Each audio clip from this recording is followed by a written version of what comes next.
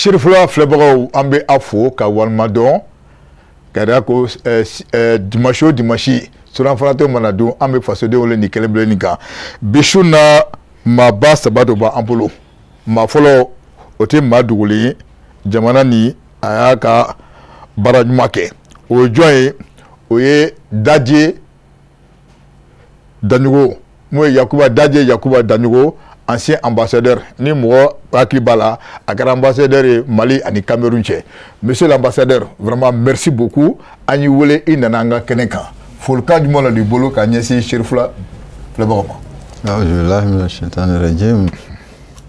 N ka kumakan fɔlɔ ye foli de ye k'a lase Chérifula TV baarakɛlaw ɲɛmɔgɔw ni baarakɛlaw u ye weleli min kɛ ko n ka na an ka masala an ka jamana kunkan kow kan foli filanan ɲɛsin Chérifula TV filɛbagaw a n'a lamɛnbagaw a laban o ye an ka jamanadenw bɛɛ sabu ni émission yi maa caman cɛ fara muso kan denmisɛn fara mɔgɔkɔrɔba kan de b'a lajɛ n'u y'a lajɛ fana b'a cari bi bɛ hakilinata fɔ bi kuma in dun kuma b'a dɔn sabu a bɛ an ka jamana lahaliyaw de kan an bɛ dugawu kɛ sankura hɛrɛ ala k'a d'an ma k'an kisi a ma tɔɔrɔ ma anw n'an ka denbayaw an'an sigiɲɔgɔnw jamanadenw bɛɛ ani ka jamana basigira caman kɛra bari caman tora ala baraka la an ka laɲini ye min ye a bɛ sabati n'an bɛnna ka dɔn da kelen fɛ ka bɔ da kelen fɛ o se bɛ ala ye. Merci beaucoup. Ma filanan o fana ye maaba fana ye jamana fana a ye jɔyɔrɔ fana fɛ o jɔn ye o ye Naziru Sakɔ.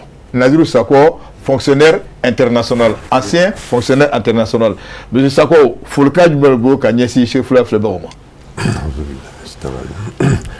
Je travaille Anchou, donc folikan min bɛ n fɛ k'a fɔ Chérifula TV ɲɛmɔgɔ n'a baarakɛlaw bɛɛ lajɛlen ye o ye enfin kuma min bɛ fɛ ka f'u ye o ye foli ye ka d'a kan u ye wele bila ma an ka na ka sigi ka hakilina fɔ jamana taabolo kan kɛrɛnkɛrɛnnenya la kɔsa in na président ye san yɛlɛma discours min kɛ ka maliyɛnw sɔn n'a ye donc an ka hakilina fɔ o kan donc an b'a fo la ka ɲɛmɔgɔw fo ani baarakɛla k'u bɛɛ lajɛlen fo k'u barika da o bɔlen kɔ an ka foli bɛ an lamɛnbaga bɛɛ lajɛlen ani maliyɛnw bɛɛ lajɛlen donc ala k'an bɛn sababa ma ala ka bɛn faamuyali ɲuman di bɛɛ lajɛlen ma.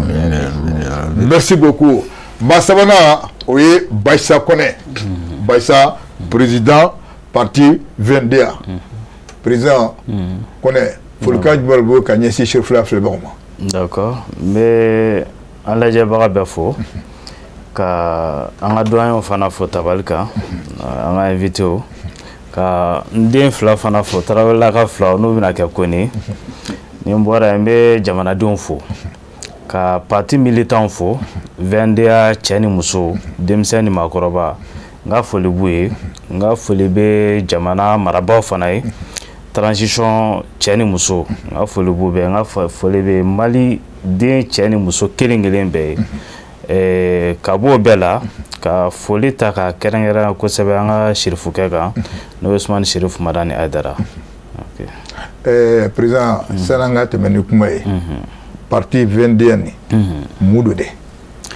Bon, parti VNDA ye jɛkulu tɔn de don ni an y'a sigi an filɛ san 3 la bi ala y'a kɛ ne ni cɛba min y'an tigɛ di ɲɔgɔn ma ka parti sigi n'o ye association Vision Nouvelle président ala y'a miniji dɔgɔya n'o ye Alou Tarawele un ancien ambassadeur de la Guinée Conakry an bɛ tasibilaka ye k'a fɔ a ye a cɛsiri jamana in ko la ni ala ale miniji dɔgɔya parti don jɛnna n'a ye k'a fɔ ko a kun ye hakilila min bila an kɔrɔ il faut qu'an ka hakilila in lawaleya parce que a y'a essayé ka denmisɛnninw fara ɲɔgɔn kan k'a fɔ ko an ka don da kelen fɛ an ka bɔ da kelen fɛ donc a y'o projet min bila an kɔrɔ an b'ala ka o baara continuer sinon parti 22 a vision de don visionnaire yɛrɛ dama de faralen don ɲɔgɔn kan pour que an bɛ se ka jamana in an bɛ se k'a kɛ jamana ye sini ka sifinnakaw hakilila min b'u la an ka se ka hakilila don ba la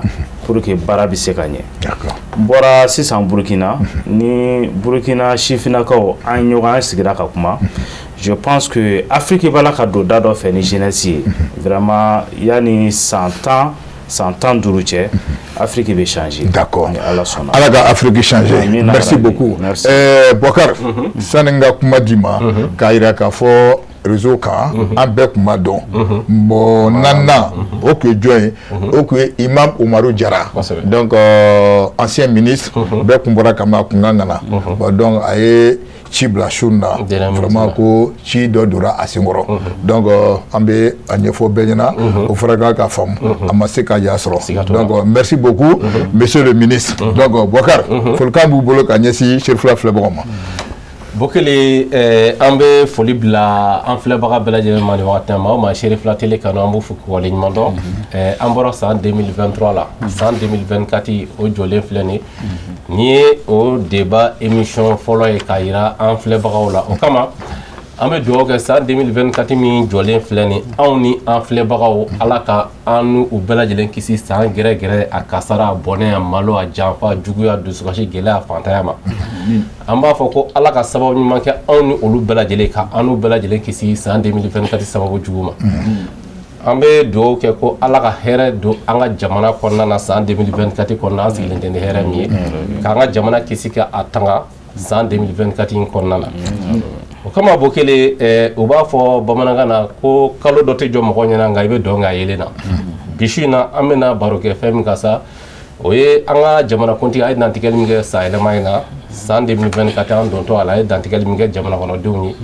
kibaruya min bɔra a ko kɔnɔna na a kibaruya koloma yɔrɔ an bɛna olu ta k'o walawala min b'a to jamana kɔnɔdenw bɛ se ka faamuyali sɔrɔ a la k'u to sigiyɔrɔ la cogoya min na. Siga tɛ nin na Bokar dugawu mun kɛra Ala ka a bɛɛ minɛ n'o tɛmɛna ka bɔ Bokar an b'a yira k'a fɔ 2024 nin na maa fɔlɔ mun yeri kɛnɛ kan donc vraiment an bɛ aw fo aw ni ce an nana nin kɛnɛ kan n b'a daminɛ ni monsieur l'ambassadeur Dadje Yakuba Danjogo kuma bɛ yɔrɔ min na an y'a ye k'a fɔ président Assimi a ye dantigɛliw kɛ donc an b'a fɛ k'a dɔn e yɛrɛ min bɛ kɛnɛ kan a ka discours ni mun na e bɛ se ka mun e ye mun de faamuya la e bɛ se ka mun de fɔ an ɲɛna. n tɛ baasi ye n bɛ fɔlɔ k'a fɔ ka Ala deli an bɛna kɔrɔfɔ min ta an ka ta fo ka lase a dan na fili kana y'a la bamananw ko kuma mun y'i ɲa n fɔ cogo mun y'i tiɲɛ n fɔ cogo Ala kana tiɲɛ ni kuma dɔn an da. Ensuite, ni ye ne siɲɛ fɔlɔ ye Cherifula TV la n b'a émission dɔw lajɛ Ala kana kɛ siɲɛ laban ye. Amin. Inshallah. Min ye an ka cɛmancɛ fanga ɲɛma a bɔra ka kɔrɔfɔba min kɛ o ye ladali kɔrɔfɔ ye san o san an ka jamana kɔnɔ ani jamana kɔ kan ɲɛmaw bɛɛ bɛ dantigɛli kɛ o bɛ ɲɛsin jamanadenw ma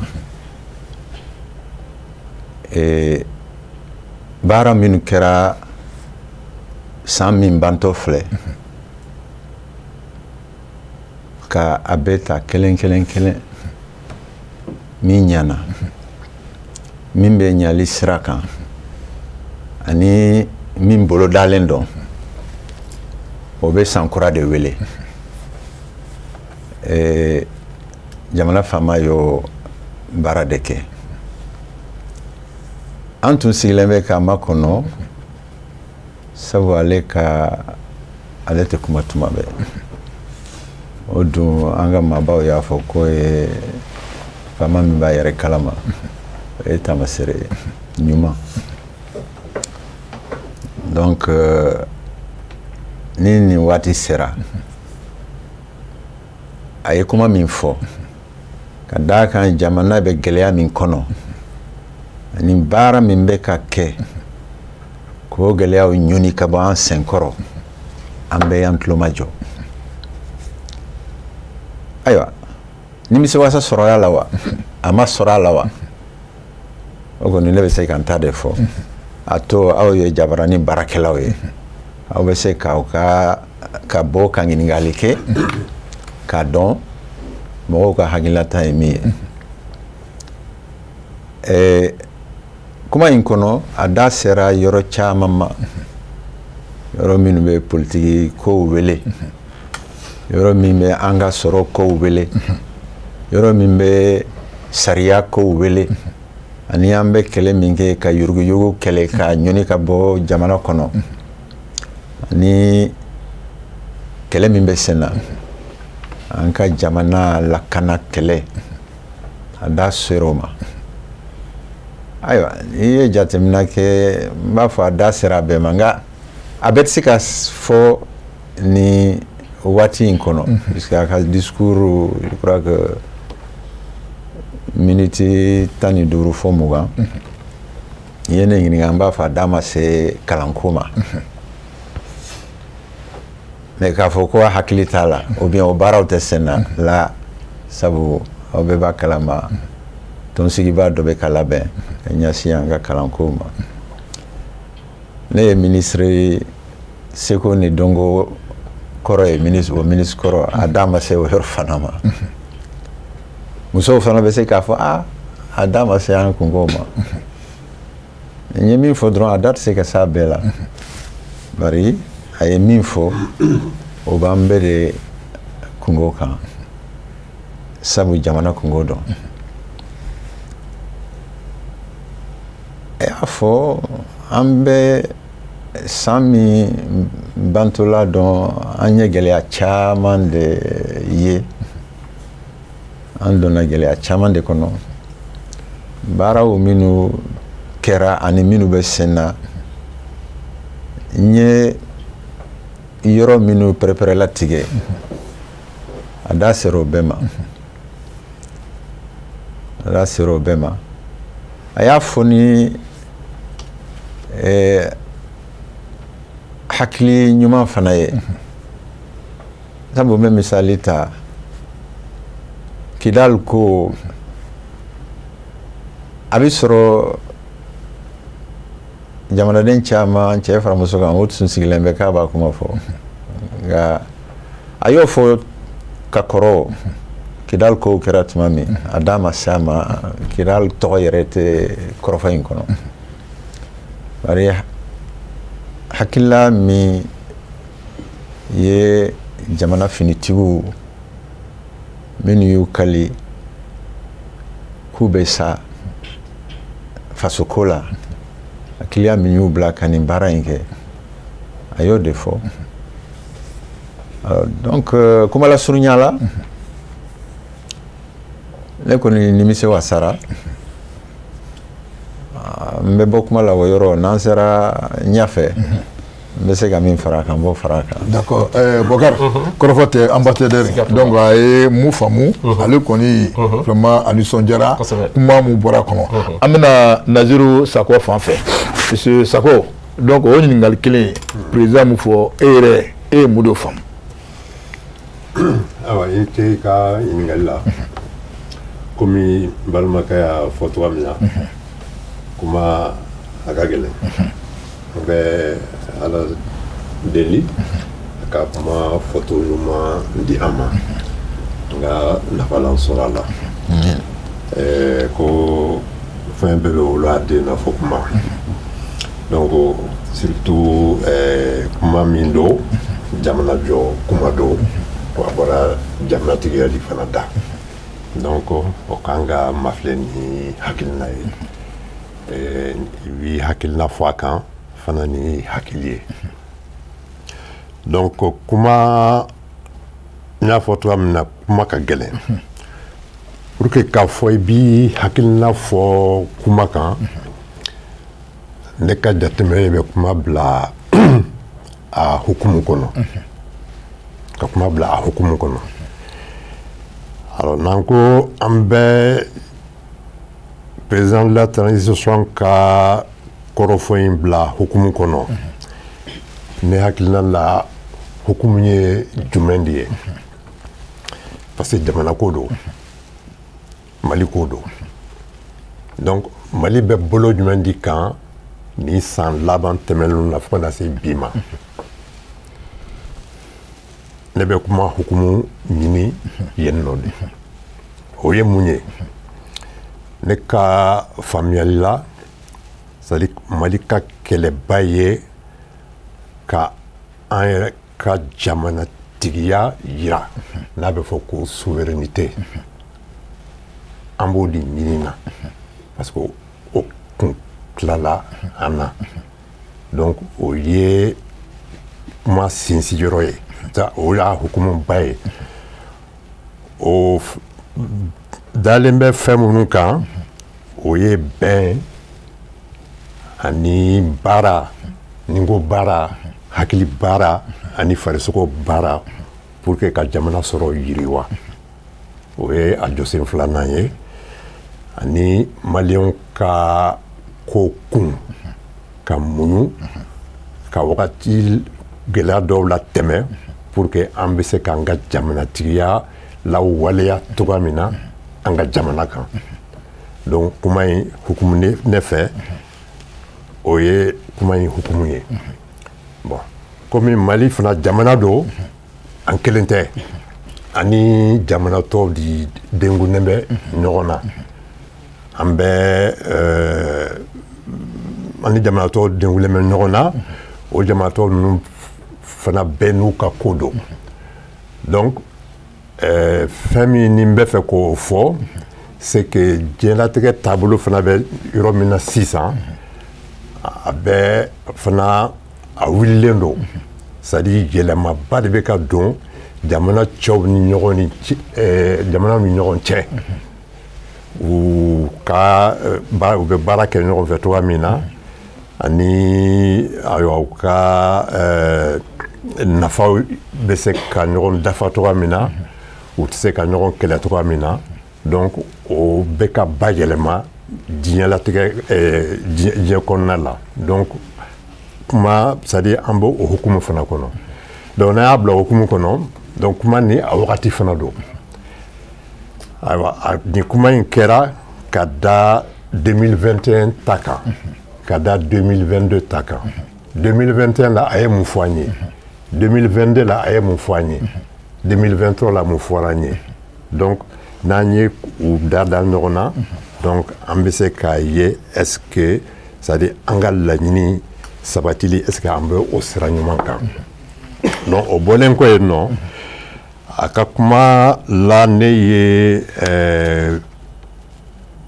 fɛn kuruba 4 di a la ni n da bɛna se olu ma kuma taalen ɲɛ d'accord 4 4 ok Baïsa an bɛna ye fan fɛ voilà donc e bɛ se ka mun fɔ d'accord ale bi ala k'a ni sababa bɛn kuma ma nɔgɔ an b'a ɲini n'an donna minnu gasi la o ka yafa mais jamana kɔni ni i welela kɛnɛ kan i b'i ka hakilila di min ye i yɛrɛ ka hakilila ye i bɛ kuma o kan bon ne ye président de la transition ka discours lajɛ k'a sɔrɔ n tɛ jamana in kɔnɔ mais a foyi ma fɔ n kɔ fɔlɔ a kumana fɛnba fɔlɔfɔlɔ min ni an bɛ se k'a fɔ ko fɛn belebeleba de don jamana kɔnɔ o ye dialogue inclusif ye min ni a ko jamanadenw bɛna fara ɲɔgɔn kan ni bɛnkan min bɔra o kɔnɔ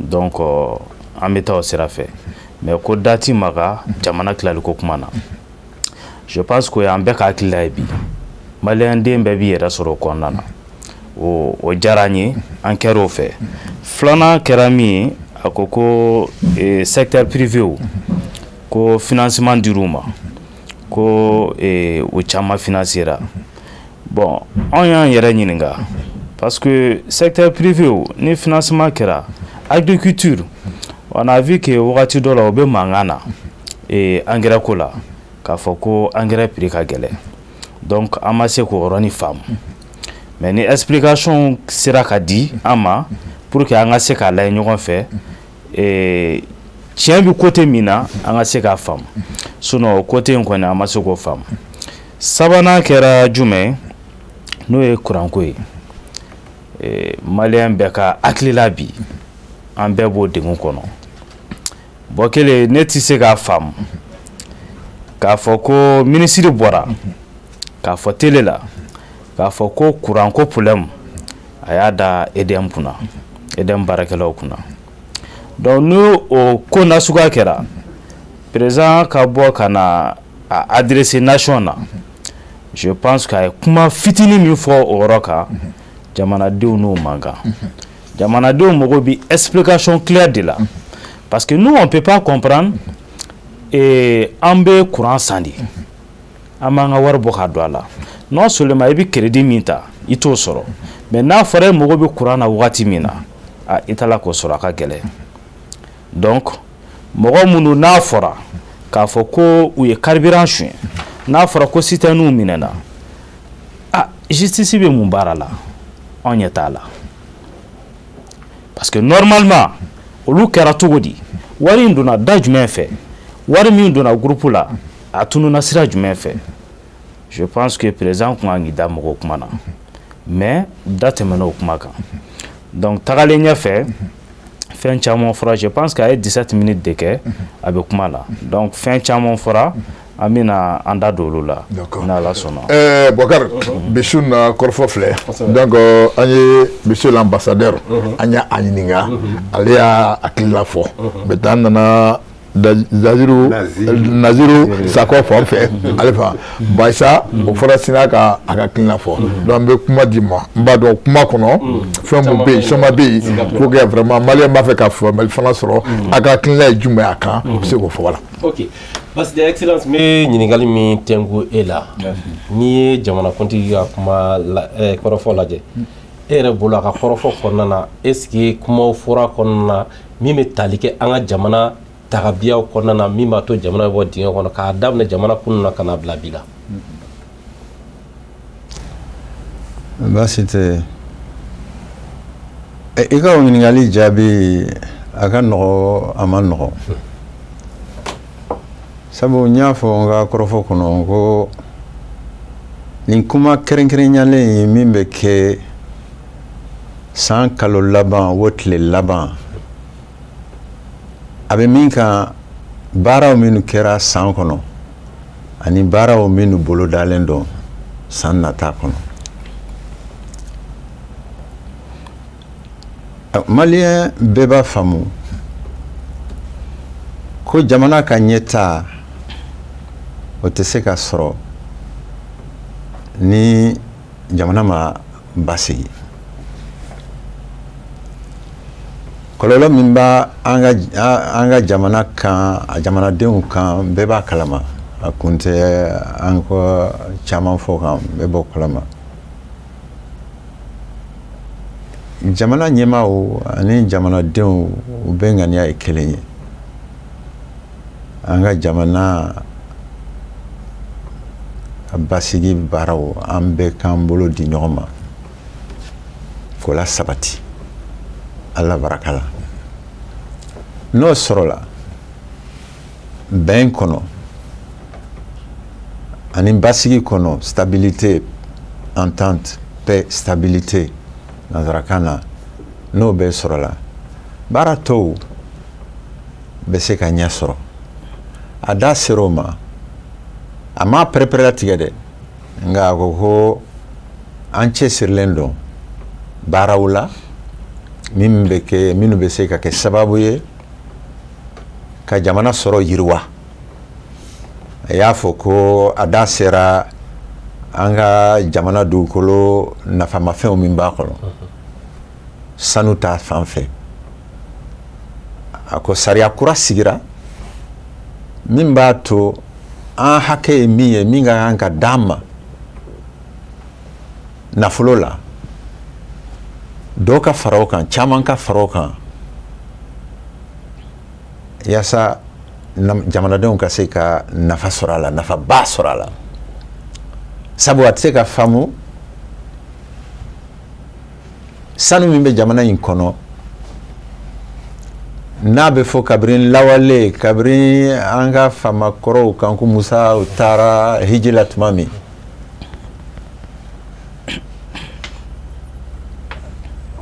o hakɛ a tɛ se ka dɔn yɛrɛ n'a fɔra ko hali bi o jamanadenw de bɛ tɔɔrɔ kɔnɔ mɔgɔw tɛ se k'a faamu bari ko bɛ na a kɛcogo dɔn fo ka a ɲɛfɔ mɔgɔw ye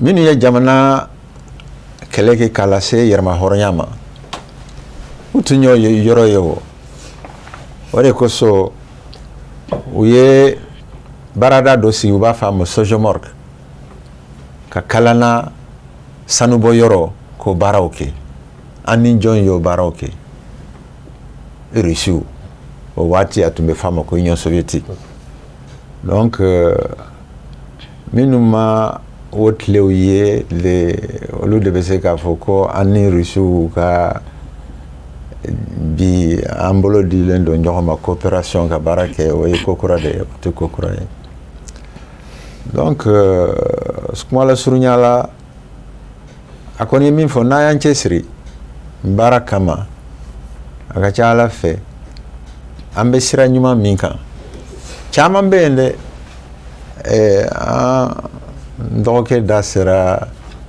kuranko ma nka an ka tiɲɛ fɔ ɲɔgɔn ye kuranko in birisa ɲagamilen don dɛ tiɲɛ a da sera o yɔrɔ ma a ko fɛn min dɔn san kelen ko tɛ san caman san 10 san 20 a bɛ yafa ma n b'o yɔrɔ n bɛ n da bɛ se an ka dugu la an ka dugu ye Lɔgɔ Sabu Sire an ni Kayi kilo 15 an ni Felu barrage fɔlɔ min sigira tan kolon tile la an faw na mɔkɛw b'a fɔ cogo min o sigira Felu de nka ne fa ni n baw bangera yɔrɔ min Lɔgɔ Sabu Sire hali bi kuran tɛ yen potew bɛ yen dɛ a laban an ko nin tɛ kuran poto ye nin ye Ala deli poto de ye sabu poto yi bolo jɔlen dɔ sanfɛ o b'a jira gɛlɛya min bɛ kuranko la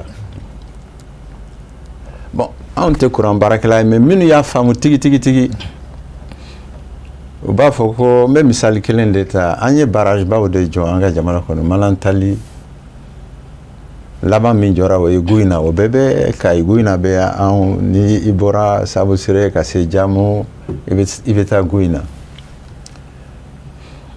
mais hali Felu n da sera Felu min ma a barrage baraka bonyana mais o tun ye an ta ye mais a donna OMVS ka hukumu kɔnɔ o waati de la o barrage tun jɔ tuma an tun bɛ se k'a fɔ an ka fɛɛrɛ kɛ an ka courant ko dulonnen bɛ gasoil ko ni fuel ko min na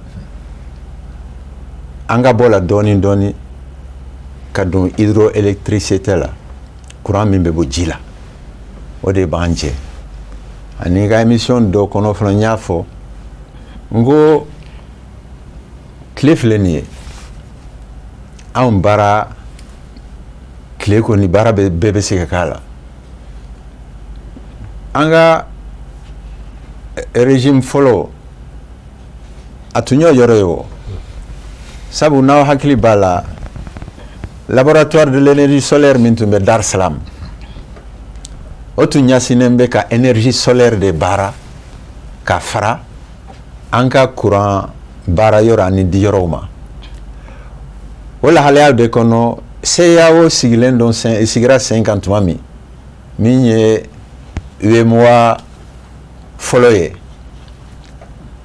projet min ɲɛsinna énergie solaire ma o y'a sigi Bamakɔ de o le centre régional d'énergie solaire CRES Badalabugu Kulukan o projet ma programme ma sila sɔrɔ sabu u ye wari ŋanamu o kɛra Sankara tile de Sankara ka jaabe yan minnu y'o baara juguw kɛ a y'u minɛ k'u datugu Wagadugu o ko in jɔra n'o tɛ n'o bɛɛ tun sera ka sila sɔrɔ an bɛ kɔlɔlɔ min kɔnɔ bi caman bɛ b'a la n'a ma ban pewu kɔni caman bɛ b'a la nka an bɛ min fɔ dɔrɔn ka d'a kan ɲɛmaaw ka kan ka ɲɛfɔli de kɛ jamanadenw ka faamu hali n'u ma sarati tigɛ min k'a fɔ ko a bɛ ban ni sarati in na sabu u tɛ se k'o fɔ dɛ an ka tiɲɛ fɔ ɲɔgɔn ye u k'o fɔ misa ni gɛlɛyaw yɛrɛ sini an bɛna don sunkalo de la ni a ko ma se ka ɲɛnabɔ san n'o cɛ mɔgɔw ka faamu ka muɲu k'a fɔ ko baaraw bɛ kɛ sen na nka baara kuntala jan dɔ a y'a fɔ yɛrɛ ɲɛmaaw y'a fɔ a ka kɔrɔfɔ kɔnɔ ko an bɛ kow mina waleyala sisan kuntala jan kuntala suru dɔn fo kuntala jan court moyen et long terme. Ok. Bakar, m'a fait qu'à qui dit, il m'a kuma dit, Adam à la CM gagné. C'est pour montrer que Moussa Traoré tout fangala et puis Thomas Sankara. Donc moi Kouyanganamu, Mohamed Jawara et les Gom et puis Anito Kaira Kafoko, effectivement. Et puis Mohamed Katano et Kuma Kouchara. Donc je pense que c'est voilà une narration de Kakina Ok. Monsieur Nazirou me ɲininkali min tɛngo i la parce que e ka kɔrɔfɔ kɔnɔna i y'a fɔ ko e yɛrɛ bolo e bakuruba in président ka kɔrɔfɔ jate minɛ k'a gulon ka bɛn bakuruba 4 ma e yɛrɛ bolo o bakuruba 4 o bɛ tali kɛ jamana kɔnɔdenw ka dekun kan wa kɔrɔfɔ in kɔnɔna na président jamana kɔnɔdenw ye kuma min fɔ n tɛ ka ɲininkali la komi n y'a fɔ cogoya min na ne ye bakuruba 4 di tɔma a la o kɔrɔ tɛ ko kuma wɛrɛ ma fɔ dɛ mais minnu yɛrɛ ye ne hakili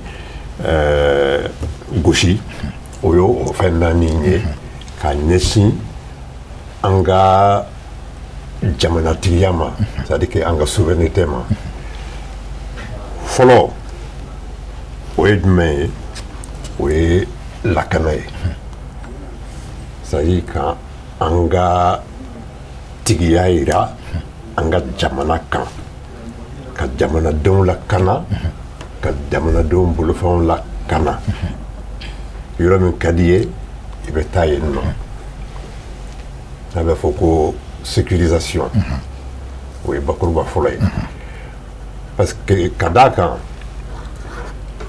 an kɛra togo o togo jamana se ka yiriwa ni jamanadenw lakanalen tɛ jamana se ka yiriwa ni jamana kɔnɔdenw bolofɛnw lakanalen tɛ jamana tɛ se ka yiriwa ni fanga tɛ jamana la ka ayiwa tigiya lawaleya a ka dugukolo kɔnɔ donc o ye fɔlɔ ye jamanadenw lakanali ani jamana lakanani k'an ka tigiya yira donc o fɛn bolila fɛn 2 kan fɔlɔ diɲɛ seleke 4 tɔnba olu ka tɔn dɔ min tun bɛ yan n'o ko MINUSMA n'olu kun nana ka dɛmɛ dɔn an na pour que an bɛ se k'an ka jamana lakana cogoya min na donc n ka jateminɛ la a bɛ k'u ye san 10 ni kɔ ɲɔgɔn de kɛ yan nɔ i y'a faamuya donc laban na a nana kɛ ni an ma se ka hakilina kelen sɔrɔ jamana lakana cogo kan donc o nana laban an y'a ɲini u fɛ k'u ka taga donc olu ka tagali o ye fɔlɔ ye o kɛra san 2023 kɔnɔ u ka tagali ça veut dire que olu kun kan ka baara minnu kɛ donc Mali yɛrɛ ye i jɔ o jɔyɔrɔ la o ye fɔlɔ ye donc 2nan o ye an ka jamana yɔrɔ caman kun bɛ yen o kun tɛ an ka mara kɔnɔ tuguni i n'a fɔ kɔrɔnfɛla fanfɛla ninnu n'o ye Kidal Tessalit Aguelok Menaka ani a ɲɔgɔnnaw donc olu minnu tun bɔra an ka mara kɔnɔ donc an sera ko olu sɔrɔ donc a y'o fana fɔ donc o bɛ jamana lakanali kɔnɔna la donc o jamana lakanali dun o ye souveraineté sigi sen belebeleba dɔ ye i tɛ se k'a fɔ k'i ye jamanatigi ye ni i tɛ se ka i ka jamana lakana i y'a faamuya donc o wale min kɛra o ye fɛnba ye ni o ye ne hakili gosi i y'a faamuya toujours an ka souveraineté sigili la fɛnbakuru filanan o ye i n'a fɔ sisan ɲɔgɔn faamuya baliya min kun bɛ ani maliyɛn dɔw cɛ n'u u ye marifa ta faso contrôle la i n'a fɔ na dɔw b'u wele ko rebelles dɔw b'u wele terroristes dɔw b'u wele narcotrafiquants donc olu ni jamana kuma ɲɔgɔnya donc o kun taara ka kalifa kɛnɛmana la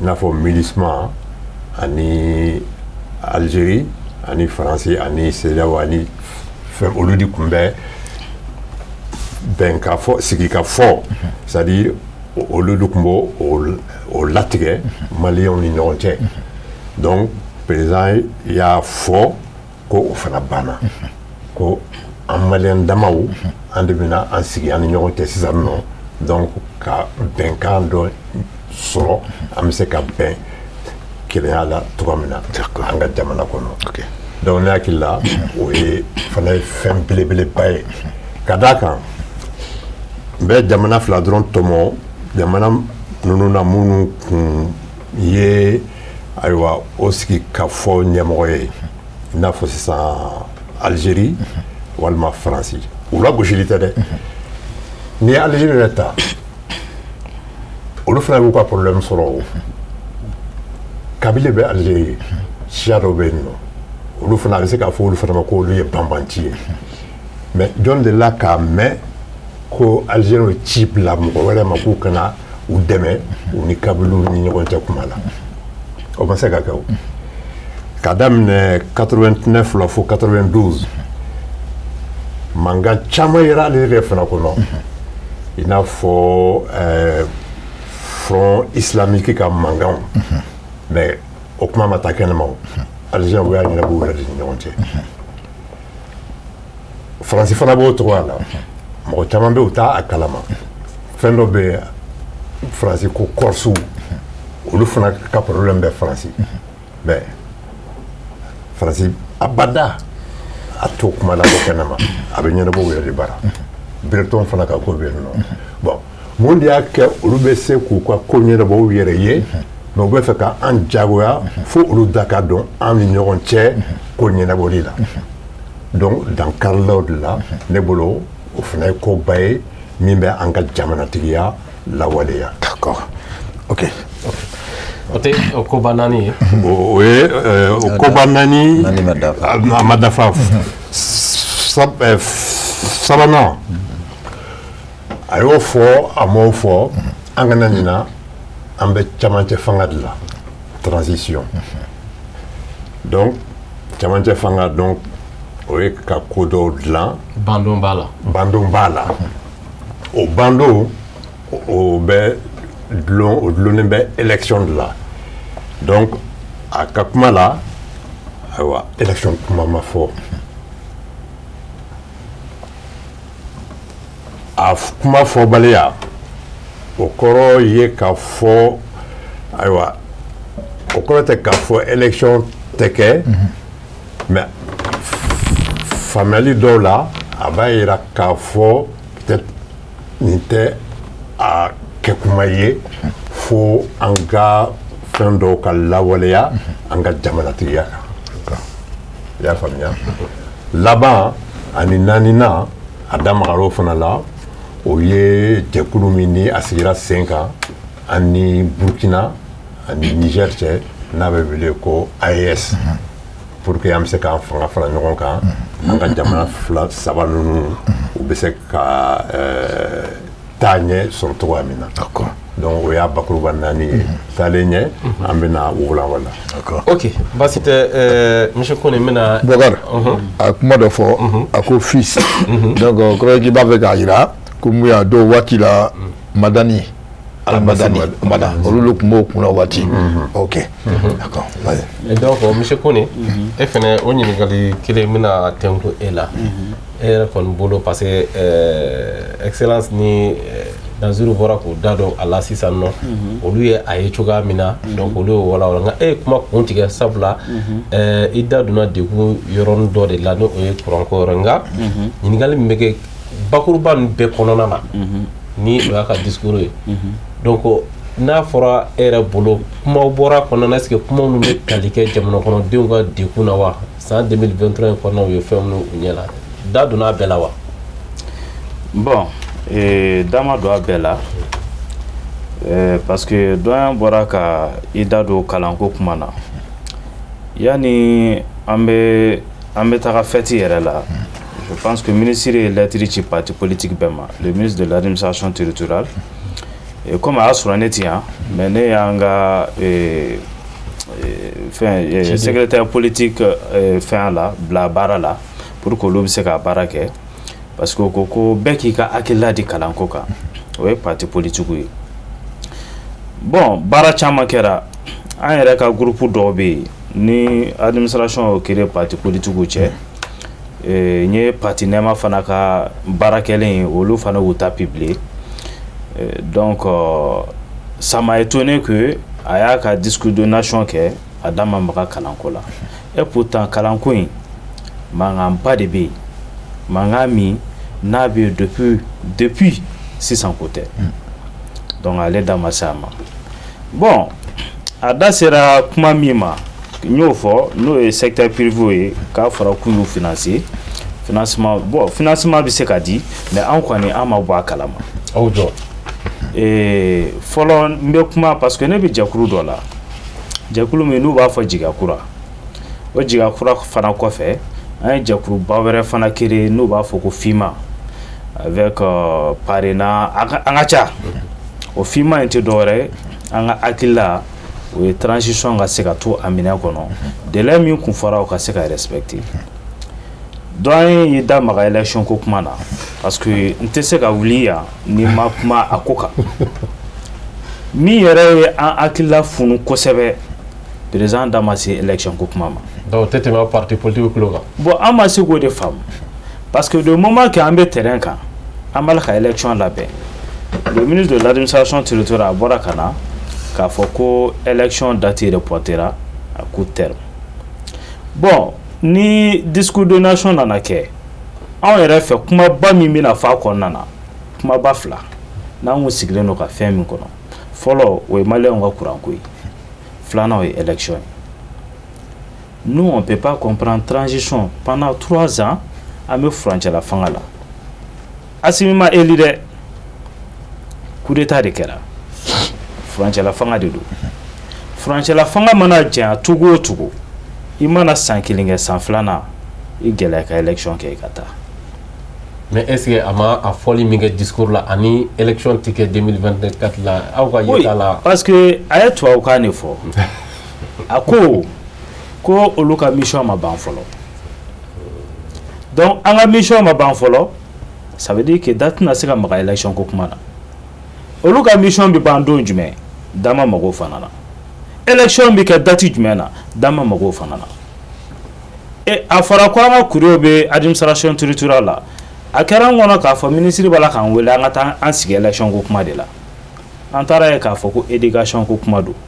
Bon, éducation ko kuma parce que aba bɛ intéressé an y'an seko kɛ an kuma na mais anw bɛ min nɔfɛ bi en tant que politique il faut que transition in ka ban hali n'a fɔra sini k'an bɛ taga élection na parti politique ou peraliendo pour qu'il y ait une élection. Si Assimi veut être présent, pour nous, il n'y a pas de problème. Na antara nyogondana, aleka boli, anga boli, aleka ta kaunda. Munante fara ka nga barake. On fara le no aka barake o. Mais on tombe confondé là. Parce qu'elle est mata. Ne tisse ka fo ngone ka demaya votera Assimi kaka ke président. Fendo bala ka ko lu tienendo. Ne tisse ka fo fana ke fana ka demaya o ma voter Assimi fanga de daraki. Fen caman be a tɛ se ka ɲɛnabɔ an bɛ degun na suguya bɛɛ la bi ne ye jamana caman kɛ ka na n sigi yan n ye caman ye minnu vraiment u taara turo hali minnu ye coup d'état kɛ ale kɔfɛ ni n bɔra ye sura ka don yan Mali la yan vraiment n ye fɛn dɔ y'u bolo hali u ka justice n y'a ye u bɛ baara la. Parce que il veut quoi que justice ma a ko ne rabinen ibe joine Ibrahim Traoré le président burkinabé a ko ale rabinen mais justice c'est barake mais ni mi fora ye justice ma o be wulu bo mi et pourtant kelen de be jamana en kono o kelen ne bia mais an olu ta différence ba nu che parce que ni bora ka dofo Assimi ma ou ba Assimi kele fe mo ma ibi yɛrɛ sɔrɔ sansan kogoba n'an ni ɲɔgɔn cɛla la n'i bɔra ka dɔ fɔ justice fana ma i b'i yɛrɛ sɔrɔ kogoba n'an ni ɲɔgɔn cɛla la donc par fini foyi tɛ se ka nin fɛn ɲɛnabɔ élection kɔ. donc aw yɛrɛ bolo ni élection de kɛra nin ko bɛɛ bɛ dabila quoi. non ni élection kɛra fɛn baden de bɛ yen min bɛ se ka dabila parce que ni élection kɛra élection de b'a yamaruya anw parti politique anw da ka don jamana baara la parce que sɛbɛn dira anw ma o de kama.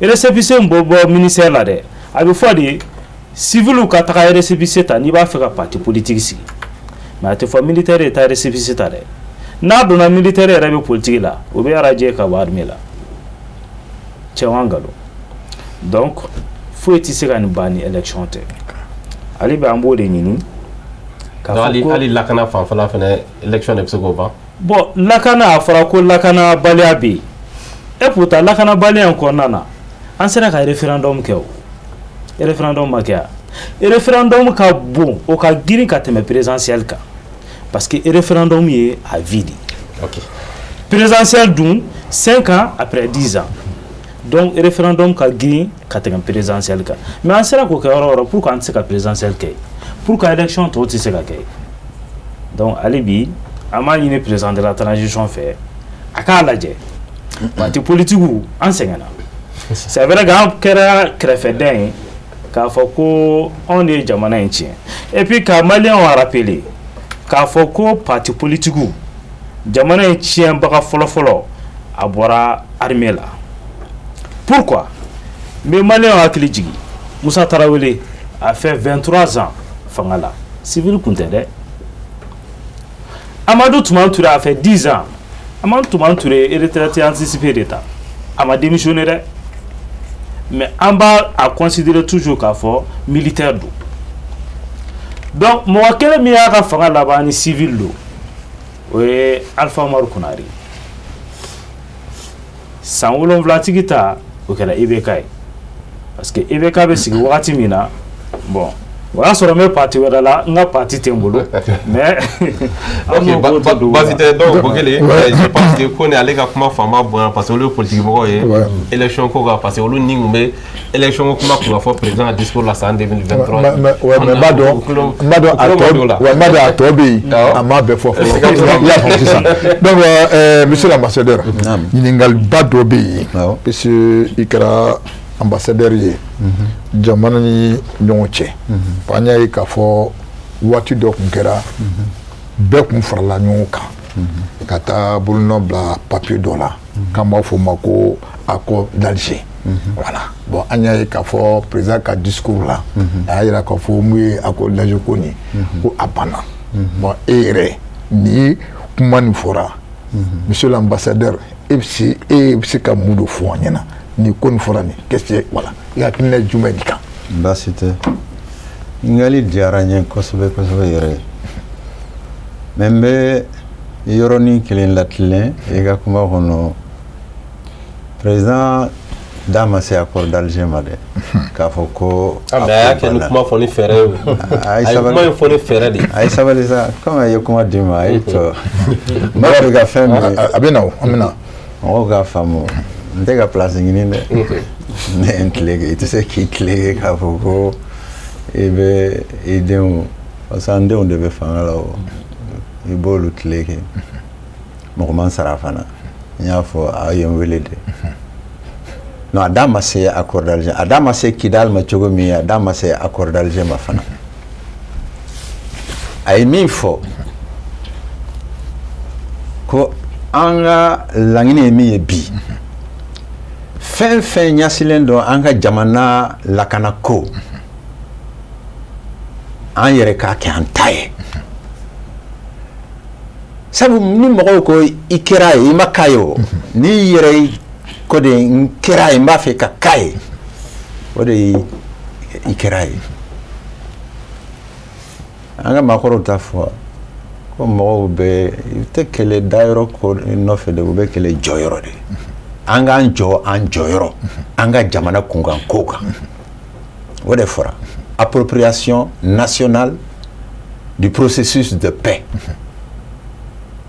i y'a faamu donc a ma accord ko fɔ nka a ye dialogue direct intermalien kuma fɔ ne ka faamuyali la o kɔrɔ de i ka accord ko banna o a kun tɛ k'a k'a fɔ ko accord ko banna ni ko ko ye ne nimisa wasa wallahi billahi tallahi ni ne tun bɛ Alger n tɛ n bolo ne bila accord in na ni tun bɛ Alger ni tun bɛ Alger o waati la si par exemple n'a ye faamu ni tun ye ambassadeur ye Mali Algérie n bɛ démissionné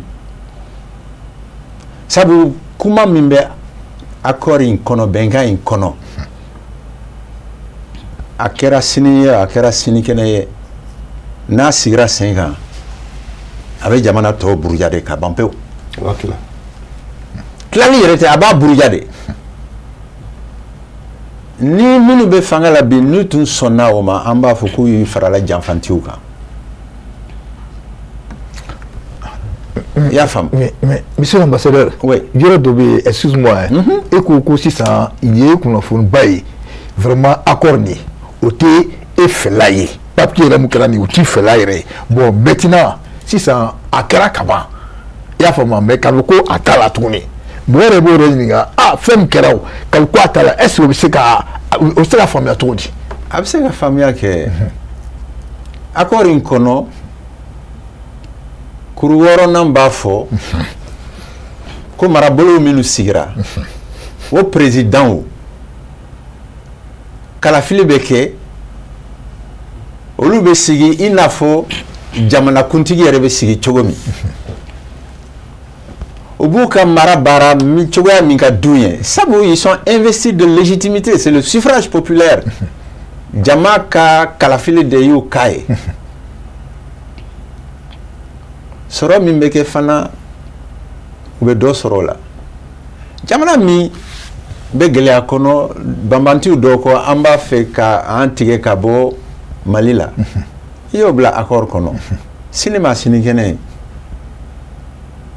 surtout que désarmement min fɔra ko marifaw ka segin o ma kɛ o kɔrɔ ye di jamana bɛ ci a bɛ fara an dun misali la an y'o fɛn Nigéria bɔra o kɛlɛ la dans les années 70 Soudan filɛ nin ye kɔlɔlɔba de kɔnɔ n ko Soudan tilala de la guerre du Biafra pour le Nigeria Soudan ani Soudan du Sud olu farala taji min bɛ sɔrɔ min tun bɛ kɛ min ye Soudan ka nafolo ye o bɛ bɔ Sud de la communauté internationale ni tubabuw nazaraw ni américains u ye o b'a la Soudan du Sud yɛrɛ u ye yɛrɛmahɔrɔnya ta tuma min u ye mun fɔlɔ kɛ u gosira ɲɔgɔn na fo faama filaw président n'a a kankɔrɔsigi o kɛlɛ kelen de bɛ Soudan du Nord la enfin a tɛ wele Soudan du Nord mais Soudan Khartoum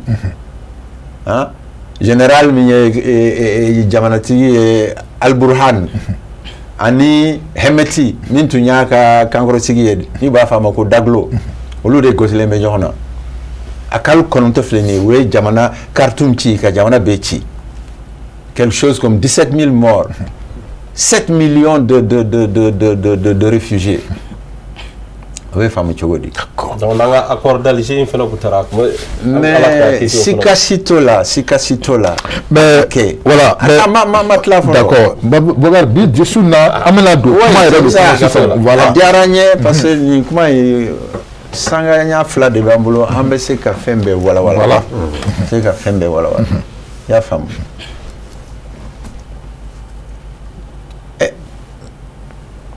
an balimakɛ bɔra k'a fɔ accord min bolonɔ bilala la Alger ka laban ka kun cɛ Mali la yan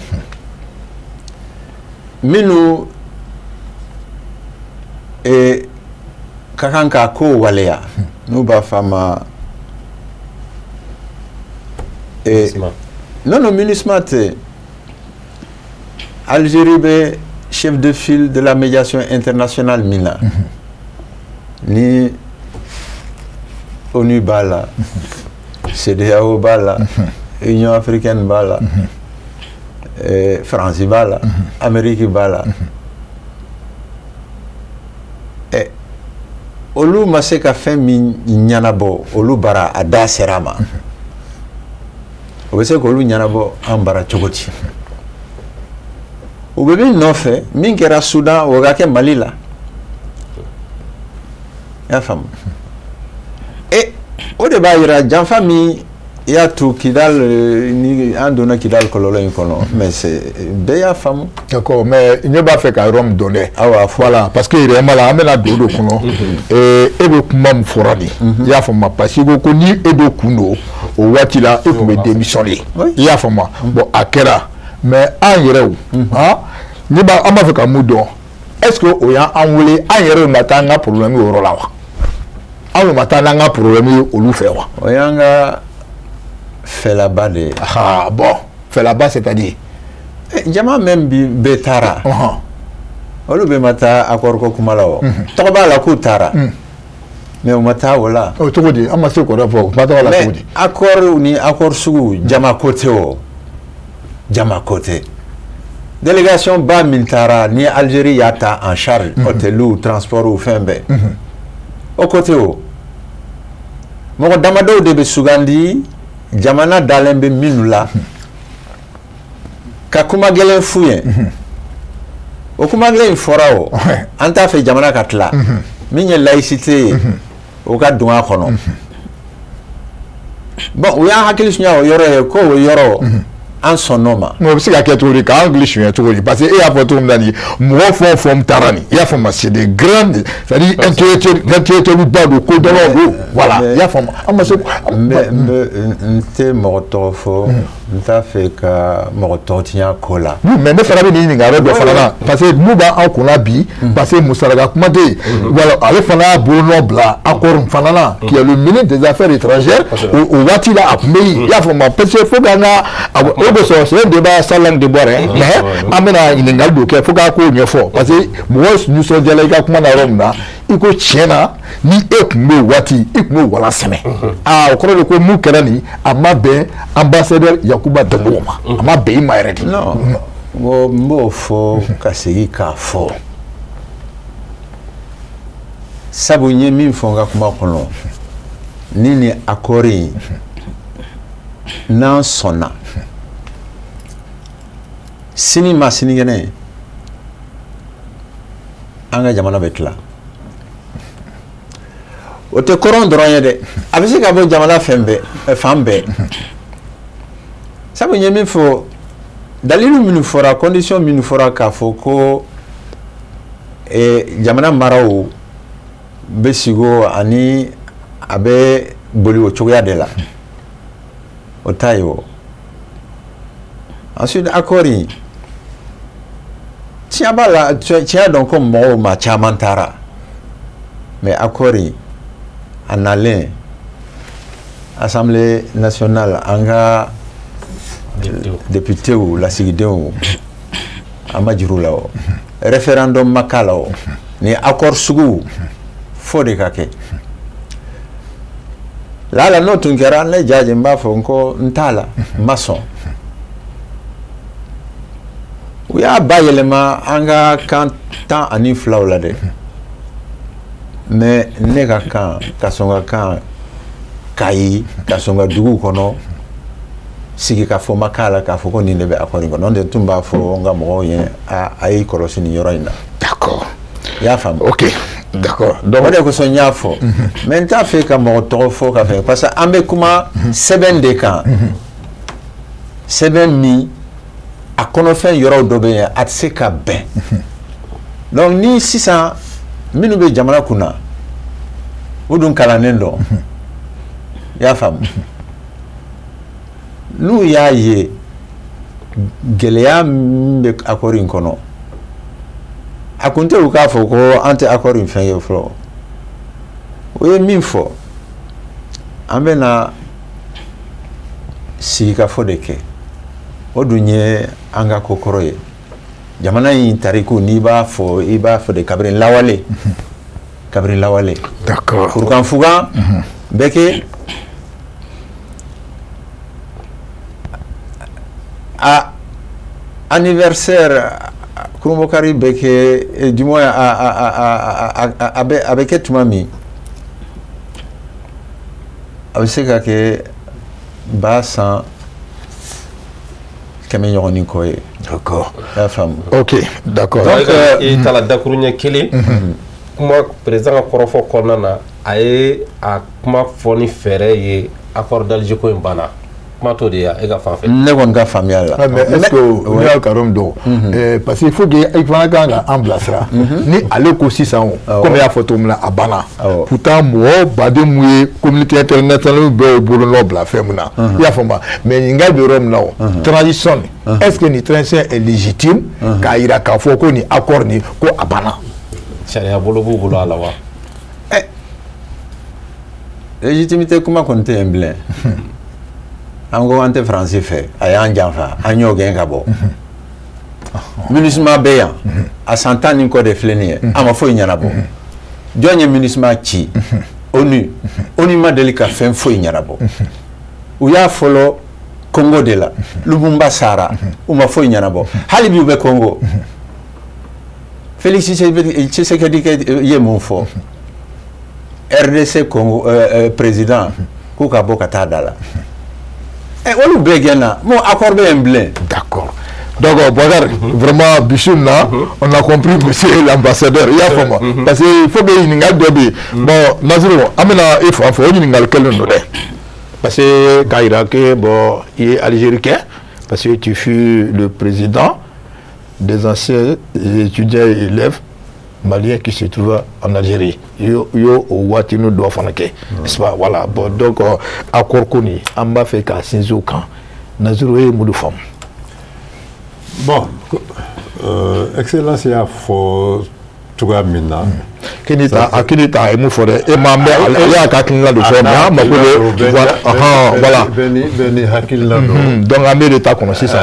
Parce que lui il a été ambassadeur voilà d'un pays dans un pays voilà. C'est ça. C'est-à-dire que n y'a fɔ cogoya min na fɛn ninnu a bɛɛ dulonnen bɛ ɲɔgɔn na a bɛɛ dulonnen bɛ toujours an ka souveraineté ɲinini de la a bɛɛ dulonnen b'o de la est-ce que i y'a faamuya accord ni comme a y'a fɔ cogoya min na a signera ka hali i bɛ ka min yɛrɛ to yen nɔ i bɛ ka ko accord ɲuman tɛ a y'a fɔ a wagati la. A ko accord ɲuman tɛ. Ko accord ɲuman tɛ. Mais pour la signer là. Minale. Voilà. Ah Bichouna kuma ka di quoi voilà OK. Ko accord ɲuman tɛ mais n bɛ se k'a fɔ a jagoyara de ka accord nin signer. K'an bolo tɔɔrɔ min quoi. K'an bolo tɔɔrɔ min a jagoyara ka accord nin signer. Abda sera Soudan du Sud ma. Ani Soudan du Nord n b'o fenêtre dayɛlɛ pour que ka a ka kuma dɔn sɔn ji la i y'a faamuya n'a fɔra parce que Soudan du Sud bɛ tila san min na o b'a sɔrɔ ne bɛ Congo ne ye san 5 kɛ MONUSCO la baara la yen nɔ bon 2012 déjà MINUSMA mana yan nɔ 2013 wa 2012 déjà ne ye papier ye a bɛ circuler la MINUSMA ka création la Mali kan 2012 kana nin fɔ 2012 déjà et au papier circulation ne wa papier circulation na Tito MONUSCO donc MINUSCO ani MINUSMA c'est comme c'est à peu près la même chose quoi. Ah d'accord, mais au lieu de depuis fin de 96 MINUSCO, ça c'est quel pays ça? MONUSCO. Ah ouais. Maintenant MINUSMA MONUSCO. Ouais, c'était MISMA. Ah non, ni fameux, mais MINUSCO ni et Ikawati Karamba, Congo fano faire quoi? RDC, ah MINUSCO. Voilà, il y a fait. Depuis 2012. C'est grâce à MINUSMA, c'est grâce à ah, c'est quoi? Les révélations bâchou n'allait. Ne sais pas fort. Mais encore une fois, donc. Mais ça y est, il fait un bec où tu gagnes nous kaba. Ni bella qu'on te gagne. Et pas de détails de comment elle va faire. Débattre au camp. Mais comment il y a un parenthèse de dialogue. C'est-à-dire que accord ni anga accordé. Amburu nomena ka danko de aka signé. Aya photo mena mogo ni ibi yere kalama ni sebiye ni façon de moyen, c'est-à-dire il veut se faire démissionner au cas où ça a accordé, il a assigné, mais le président il a fait me démissionner. Bon, c'est-à-dire que parce que comment vous pouvez donner mais on a quoi aller élection comment il faut qu'à mais ne fait qu'à fin mais en date de ces élections ouais mais on a Algérie qu'on a ça voilà on a tout voilà accord voilà accord donc c'est pourquoi président ama accord ta trois ka fois accord c'est-à-dire que ce qui ka fort amino au tikiyata ani ɲɔgɔn cɛ maintenant hakili mana a sen ka se yɔrɔ min na o ye bɛɛ ni hakili taabolo ye mais a kɔni kɛra cogo o cogo a tɛ taa accord nin kɔ accord tɛ nɔ tugun. Oui, mais il y a un problème au rôle là de le président m'a démissionné chez nous mais bien ambe sisira kuma mun kan papier signé albi présenté d'albi mu ye bolo nobla olu bɛ pouvoir kɔnɔ. Ouais, voilà, parce que on m'a fait bon bɛɛ bila a hukumu du kɔnɔ quoi parce que c'est pour une élection ko kuma parce que ne yɛrɛ kilina ma ɲininka ne b'a fɔ élection ma deli ka kɛ Mali la. Ah bon? Élection ma deli ka kɛ Mali la. An ka élection tɛ o. Élection ma deli ka kɛ Mali la depuis indépendance fo bi. An ka élection tɛ cogo di? E bɛ se ka élection kɛ cogo min élection wari tɛ bɔ e kun. E bɛ se ka élection kɛ cogo jumɛn na fo mɔgɔ wɛrɛ ka bɔ kɛnɛma de ka na k'i sigi ka e ka élection la kɔlɔsi a kɛcogo ɲana a kɛcogo ma ɲa. E b'a fɔ k'o ye ka élection ye. O bɛ se ka kɛ ka élection ye. O ye bi kuma ye dɛ. Élection ma de. Oui, mais ne ye bi kuma ye dɛ parce que o bi kuma élection fɛn fɛn bɛ tɛmɛna an fɛn fɛn bɛ an bɛɛ bɛ bɔ ka taa voter ni e ka fɛla tɛ sisan ah ko non a ma di ka kɛ voilà c'est ça il dit là voilà. Ne bɛ k'o dalili fɔ parce que élection ma deli ka kɛ Mali la Mali yɛrɛ dɔrɔn tɛ farafinna jamana fɛn fɛn n'a tun bɛ Faransi ka mara kɔnɔ ou bien jamana wɛrɛ ka mara kɔnɔ tant que observateurs internationaux ma bɔ kɛnɛma ka na k'i sigi k'an ka élection kɛcogo lajɛ a ɲana a ma ɲa wa tant que olu m'a fɔ fana k'a kɛcogo ɲana mɔgɔ min sigira a tɛ da la k'a sigira la preuve élection i bɛ ka élection laban na k'a sɔrɔ hali cour constitutionnel ma kuma ma i bɛ ka féliciter wa o kɔrɔ ye mun ye a diyara o ye a ma diya ni ne bɛ k'aw ka président ye. Macron il bɛ ka féliciter. a y'a féliciter sani fɛn bɛ kɛ. Cour constitutionnelle ka jaabi di quoi. Voilà. Mais bien avant cela, bien avant ça, on a encore un on a encore un est-ce que au-delà k'a mɛn k'a fɔ observateur bɛ bɔ farafinna ka taa France kɛ élection supervisée a ma deli ka kɛ o olu ka élection y'u ka élection ye an ta kɔni tɔgɔ b'a la ko élection don élection tɛ an bɛ fɛ o élection nationale de ka tuguni wa d'accord ok donc a bɛna jaabili kɛ mais ne ka base bɛ yɔrɔ min na i ye kuma fɔ dɛ an ka to accord ni wala jaabi min kɛra an ka to o kɔnɔ parce que révélation min fɛnkɛra nin parce que i panna ka don yɔrɔ wɛrɛ la quoi i y'a faamu parce que ne bɛ yɔrɔ min i ko non k'i to MONUSCO kɔnɔ nin ko nin labɛnna ka MINUSMA ko nin bɛɛ labɛnna e yɛrɛ sigini na i y'a faamu ni ko fɛn fɛn b'a kɛ a ma kɛ baliko ye. Isako, voilà, faut voilà. Ne kun t'a ɲɛnabɔ baga la o, ne papier ye a kalan, mais ma kalan n ka baara kɔnɔna la n y'a ye de, donc ne kun tɛ a dilanbagaw la. D'accord. Donc o de y'a yira n'a k'a fɔ MINUSMA ko o min kɛra Libi o nin bɛɛ labɛnna. San caman sani a ko bɛ kɛ. D'accord. Ok. A bɛɛ labɛnna san Libi fɛn na Libi kɛlɛ bɛ daminɛ wagati min na sani Kadafi yɛrɛ bɛ taga a don kama ne ni n baarakɛɲɔgɔn dɔ an sigilen bɛ a ye ne ɲininka ko ni e bɔra Congo k'e bɛ taa yɔrɔ jumɛn la ne ko n t'a dɔn ne ko n k'ale dɔn ko n'ale bɔra k'a bɛ taa Libi ne ko mun de bɛ Libi. Ko mission national ka mission bɛ Libi ko sisi ko mission dɔ bɛna kɛ Libi ko n'ale bɔra Congo dɔrɔn a bɛ taa Libi. O y'a sɔrɔ kɛlɛ ma wuli Libi fɔlɔ. O y'a sɔrɔ kɛlɛ ma wuli fɔlɔ. tubabu de ko bɛɛ la. Kɛlɛ ma wuli fɔlɔ. C'est pourquoi n ko an ka baara kɛ ni hakili ye. Donc ça veut dire n'a ye faamu sisan o accord ko nin normalement voilà donc mɔgɔ fɛn o fɛn b'o bolo n'a bila papier nin na ils doivent tous démissionner. Bon même non, parce que voilà. Oui, qu'a familial. Ah non, moi c'est le problème de poser voilà. Oui. Ah non, parce que aw ye ministre de ta fɔ k'a kan ka démissionner. Ministre jumɛn b'a fɔ ko a kan ka démissionner. Non, voilà ministre ala sa. A ko excellence ko n'ale kun bɛ yen, ale kun bɛ démissionner. O kɛlen ko maintenant sisan et pourtant dɔw de bɛ gouvernement na bi a signé k'o de to a la. Voilà. Bon a ma démissionner o donni kama. Alors ne kun ye ministre n'a kun fɔ ne ka taa ni accord signé ne kun b'a fɔ n tɛ taga.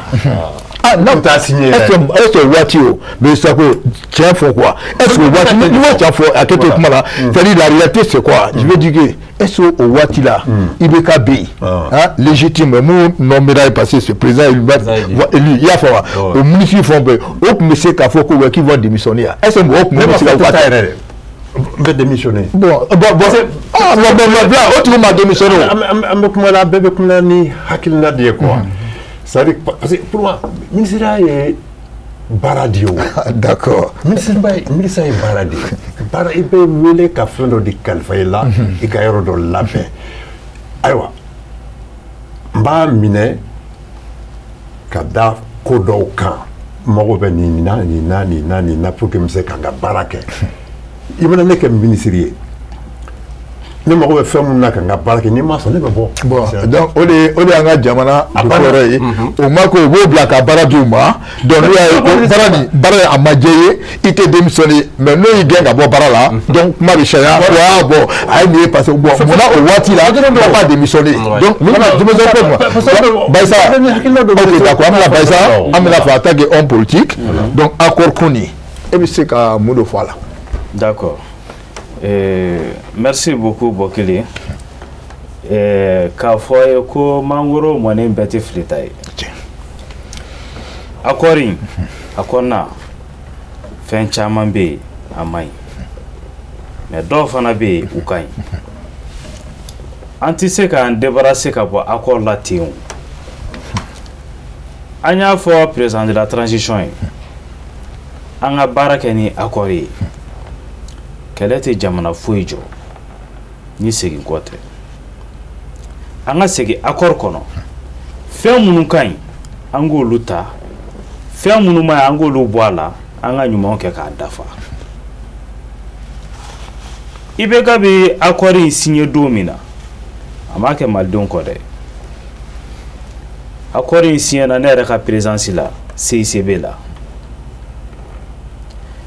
u ko ko Diko taara accord waga la k'o man ɲi ko k'o bila kɛrɛfɛ accord min fana n'an y'a kɛ ɲɔgɔn fɛ ni malidenw ye parce que ne hakili b'a la a y'a sɔrɔ ne bɛ Soumaïla Cissé kɔ Ala ka hinɛ a la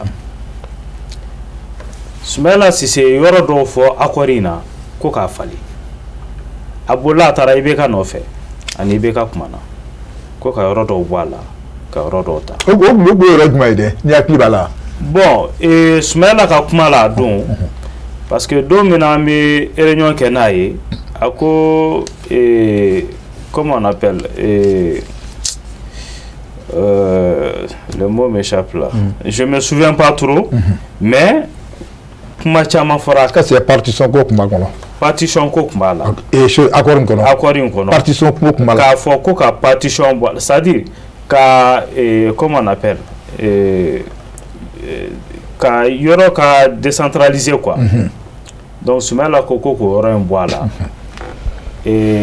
hali a wagati polisi militaire ko Soumaïla ko ka nin bɛɛ to yen parce que je me souviens a ko o bɛ se ka kɛ ɲagataba ye accord in kɔnɔna na ni u sera ka an ka armement récupérer a bɛ se ka kɛ don n'a nataw la u bɛ tila ka révolte tugun Soumaïla ye ni tiɲɛ fɔ accord in senna a ka présence fana na CCB kɔnɔ donc comme n t'a dɔn an da bɛna se accord ko ma bi parce que fɛn caman kɛra wagati an yɛrɛ an y'a to yen ten quoi an bɛ taa an bɛ segin a kan an bɛ taa an bɛ segin a kan par fini an yɛrɛ ko ni jamana ɲɛmɔgɔw ye décision ta finalement an bɛ t'o kɔ parce que Bokele an bɛ mɔgɔw rappeler a un moment parti politique bɛɛ bɛnn'a kan k'a fɔ même débat politique an k'an da bɔ a la tellement que an bɛ kuma min fɔ an yɛrɛ b'a dɔn an bɛ kuma sujet minnu kan sujet ɲɛnamaw don mais a tɛ taa ba la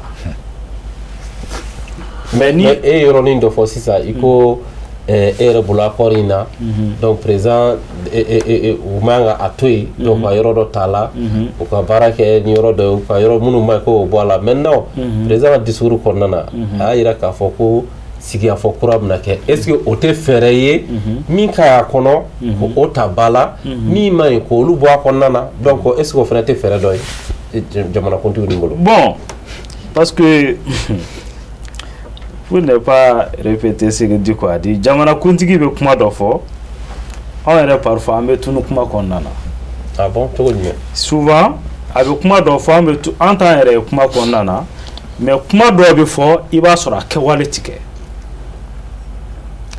parce que ni ko bɛ fɔ n'a tɛ walawala e bɛ se k'i yɛrɛ ye a kɔnɔ cogo di a ka gɛlɛn parfois an bɛ document ɲini kuma minnu bɛ fɔ a ka kɛ document ye a ka d'anw ma an ka baara kɛ n'a ye imagine on peut faire parfois 3 mois o document an m'olu sɔrɔ baara la sinon fɛn o fɛn bɛ kɛ i b'a fɔ projet i b'a kɛ document ye i b'a bila an ka ministère la ministère b'a di parti politique ma an b'a étudier k'a lajɛ n'a bɛ ɲɛ parce que anw de bɛ jamana majorité représenter n'i ko parti politique i ko population n'i ko parti politique aujourd'hui hali société civile minnu b'a la k'u yɛrɛ bɔ a la olu ka jugu ni politiciens ye bi donc an bɛɛ de ye kelen mais accord in na fɛn caman bɛ yen fana ni anw yɛrɛ ni an kɛra fɛ n bɛ nin yɔrɔ na n bɛ Kebe fo parce que ale y'ale ti kɛ kosɛbɛ a yɛrɛ b'a fɔ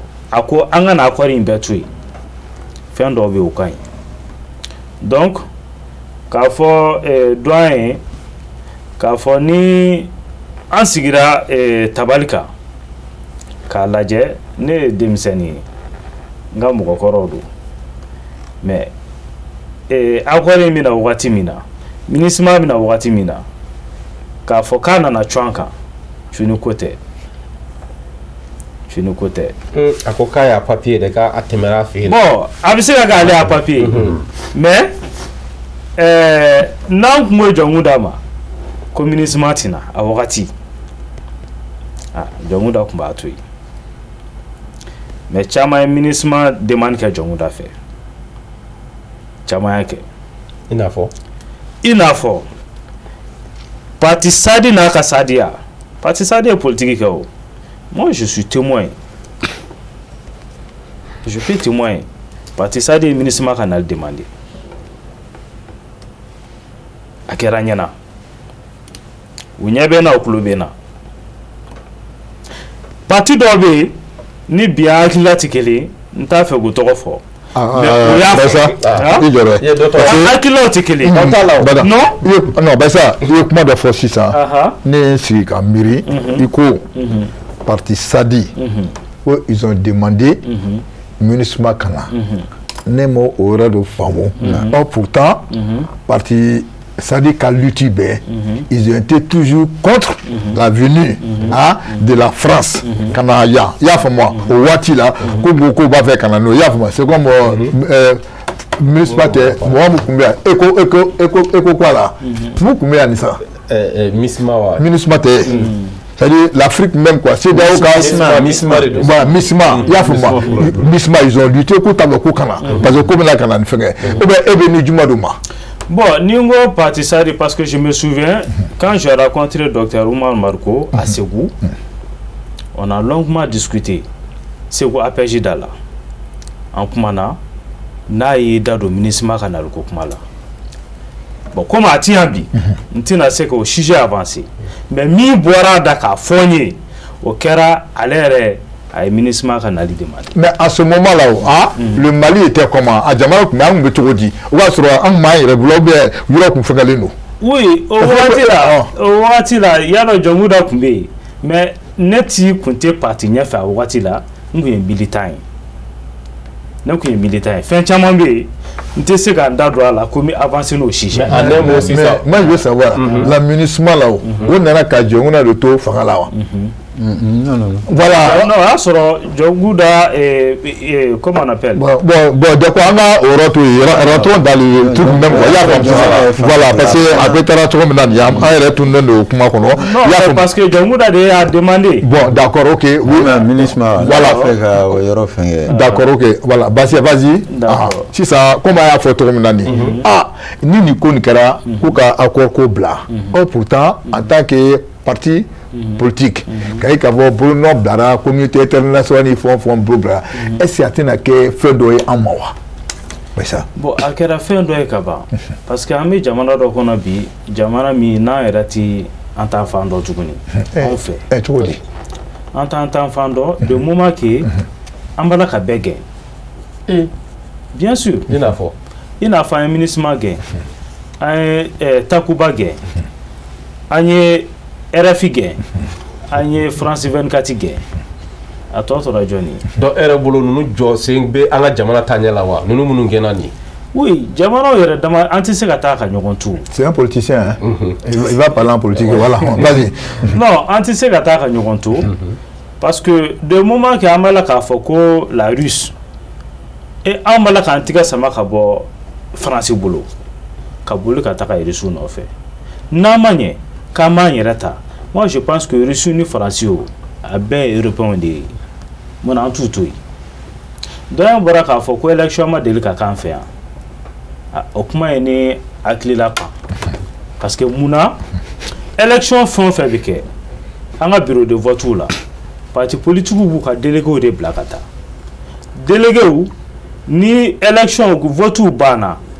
Et à partir de 18h, bureau de Datoukou, quand il y a un parti qui a délégué. Il y a un nombre communiqué à parti là. Et il y a une élection là. Il y a une Makouraka félicité. Et comme on appelle, le président français a félicité. Moi je pense que Soumela Fana Bola a félicité. Soumela si c'est à Demayata. Ata France a 2012 pas de 2017 parce que les migrants faut 2012 de sur Macron te fangala voilà on va sur François Nimafli tiens non Philippe voilà tu sais pourquoi je comprends ce qu'il veut dire il veut dire quoi c'est l'an 2000 élection du 2017 qu'est-ce qui s'est passé élection avant les résultats. Et ça qu'a bon, pour conseil qu'Arrêta dit. Tu sais que Bébi a bien Koulobana quoi. Soumala qu'a partisan de Bora, Folo, qu'a ira dans la rue, que Soumala a été élu président. Il y a fait ça. À la dernière minute, il y a partisan Fana Bora, il y a fait moi, qu'a ira Kouno, quoi. Enfin, donc Macron, il est mon fournier. Macron a déjà pris une position pour montrer que non, que c'est Ibeka, qu'a Ibeka félicité. Il y a fait moi, avant que Kouko soit qu'a résultat dit. M'avait qui aurait fait, qui blessera là quoi. À quoi qu'elle quoi. Mais je m'excuse pour que fait ce moment-là où il a des cas foyers non au cours de 2000 francs de quoi 12 13 quoi il y a fama il y a des résultats avec moi il y a la carte fana bola kata no fait et a wakati ani shogal de la sa bon le maman to fore il y a comme ça voilà non m'a expliqué pour que la femme parce que nous be kana ka présence là merci ani shogal yera la aka so sans fait ani un jeune où il a essayé qu'à kumani Jamaï. Jamaï be Soumela Kadala, Soumela kumanani Jamaï. Mais après, Soumela ko mogo ma e sabali, cour constitutionnel be tienne fo. Donc quelques heures après, Soumela tara Ibeka fo. Donc bref, élection fin février Mali là, en bas dans élection Djelindu. Ah, mais pourtant, parti politique de Kla, à part 2012, qui est là. Élection fédérale, Jamana est condamné, non. Manga ou la belle à 2012, année 92.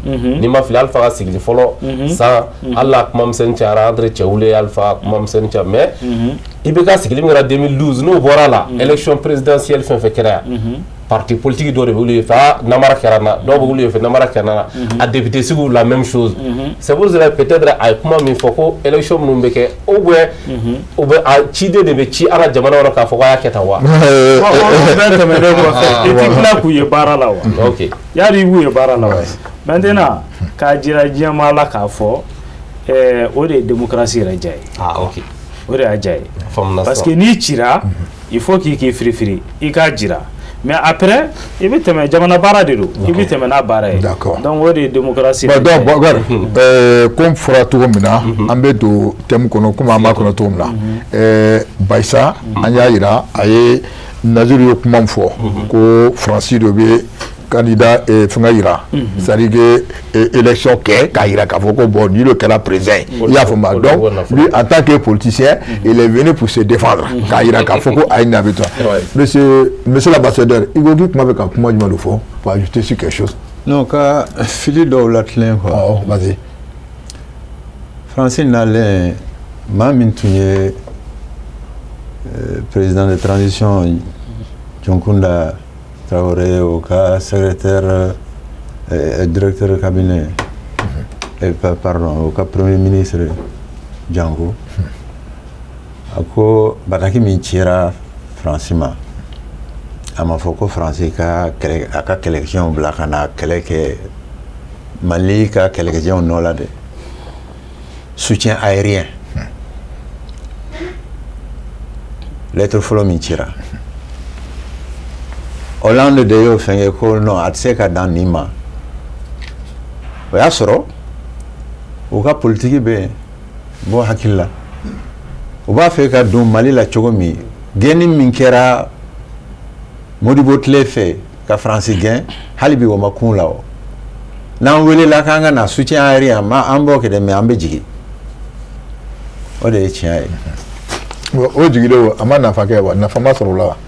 Mais Barami ma sea dana ningo ma sea dana uni anga keleke jon ye keleke anga finitigo de ya keleke mais c'est l'armée malienne qu'a fait français de Tara ka Gawoni fait libérer non Francini armée malienne tout me nyama ya femme. Mais mon cœur arrivé au niveau de Kidal, au Koko, il était don. Au te janfaïwa. Au te son ne bolo. Bara masea dana. Bara mal laban konyumana. Donc ça veut dire qu'il y a mal l'accord là, monsieur l'ambassadeur, vous n'êtes pas, c'est-à-dire que c'est bien faire à Blara, peu à Djeraé, sans problème. Je reviens là-dessus. Voilà. Je persiste et je signe.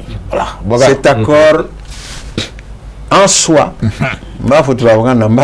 en soi, contient les germes d'une partition future du Mali. Voilà. À Kori, nan donna kono kafo kamba asigi 5 ans. Au Koro, sini gene, jamana betla. Au Koro, il donne beaucoup de questions. Non, ça c'est clair. De fois, pas encore comme un bana.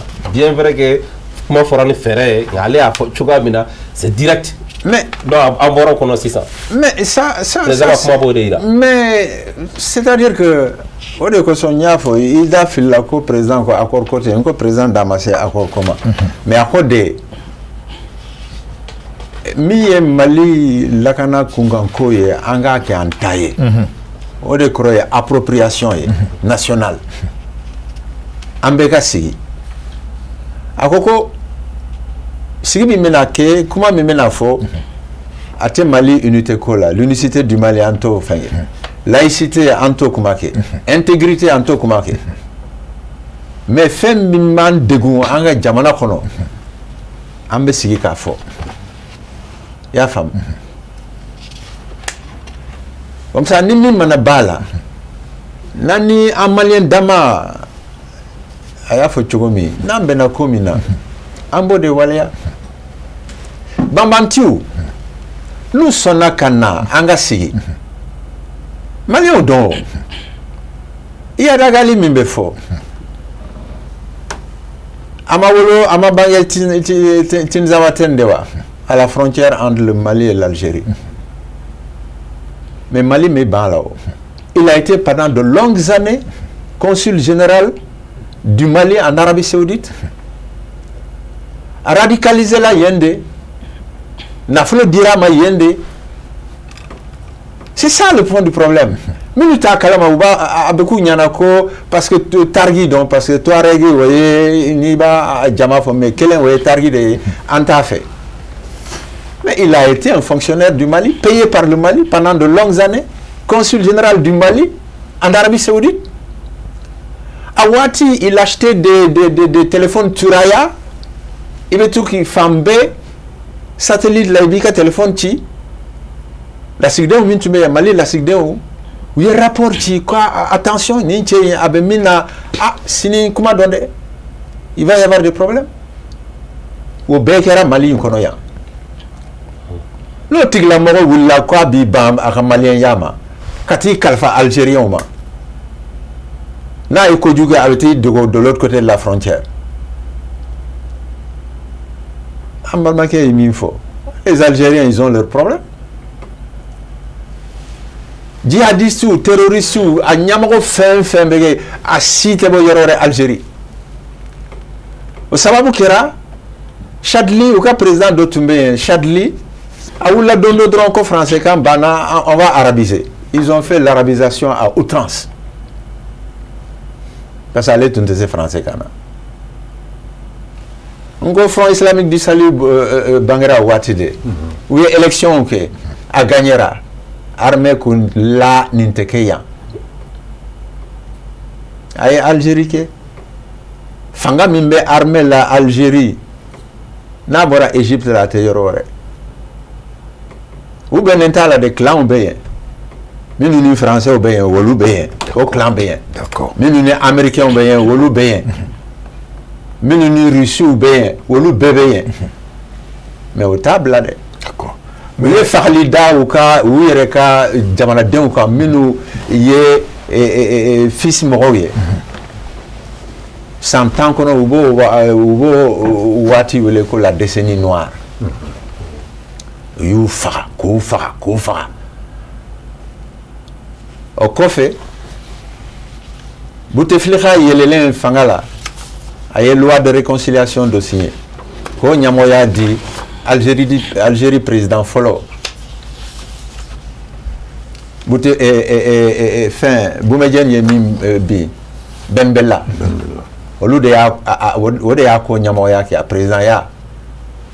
Ko nimi sonna marfa min biblioka abla ka sigi fin ye islamiste ko dabla ani bébé mais ni maçon ambifa donc gɛlɛya min b'an ni Algérie cɛ bi. Voilà, ne kun bɛ ne ɲininka olu la. En tant que e kɛra ambassadeur ye wala diplomatiquement la. O yɛrɛ tɛ dɛ. An dɔgɔninw a ma k'olu tile quoi. U t'a bɛɛ faamu. Mali président fɔlɔ ale tun bɛ cɛmancɛ de la Alger ni Rabat cɛ. O de kɛra sababu ye Algérie ni Maroc gosira ɲɔgɔn na en 63 kɛlɛ n'u y'a f'a ma ko guerre des sables. O de ye Polisario nin ya. Attends, o tɛ Polisario ye. Ne le kɔrɔtɔ la, d'accord. Voilà. O tun ye fɛn wɛrɛ de ye frontière ko. O y'a sɔrɔ Ben Bella de tun bɛ président ya la, le premier président de l'Algérie indépendante. Mohamed V, Hassan II fa o banna. Hassan II yɛlɛla. Hassan II yɛlɛlen u gosira ɲɔgɔn na Algérie ni Maroc. Modibo de y'u wele Ben Bella, Hassan II ani l'empereur Haïlé Sélassié Ier a tun ma deli ka bɔ ka d'a kan prestige min tun bɛ Mali la. Président Modibo Traoré Modibo Keïta kosɔn a nana. Accord in signera en mars 1963 à Bamako ka kɛlɛ ban. C'est le feu. Maroc ni Algérie cɛ. Maroc ni Algérie cɛ. O kɛlɛ banna Mali la. O kɛlɛ banna Mali de la. Président Modibo Keïta tile ni fila bɛɛ nana. An n'an ka fantanya u nana. Ani Haïlé Sélassié. Haïlé Sélassié Ier nana. Éthiopie empereur. O nana. O ka kɛ seere. Voilà. O waati la an tɛ Algérie fɛ fan fɛ, an tɛ Maroc Rabat fan fɛ. Yɛlɛma nana cogo di? Président Chadli Benjedid ani président Moussa Traoré olu diyara. U bɛ militaire damaw. Donc doucement an glissera ka taa Algérie fɛ.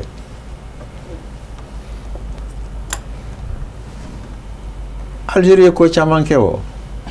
Hali an bɔra min fɔ. A bɛ Mali ministre des Affaires étrangères a y'a kalan kɛ Algérie de. Mali ambassadeur min bɛ Mali ambassadeur min bɛ Alger a y'a ka kalan kɛ Algérie de. E m'a fɔ k'i ye kalan kɛ ou bien? Ouais, mais nous ɲɛ. Oui, c'est ça. Non, je veux dire que an ka mɔgɔ caman formera yen et il faut quand même dire o ye formation ɲuman sɔrɔ. Ça, il n'y a pas de doute là-dessus.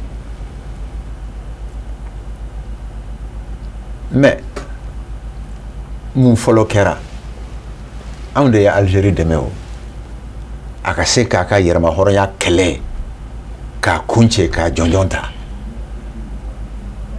Kɛlɛ in a ye san 8 ɲɔgɔn de kɛ.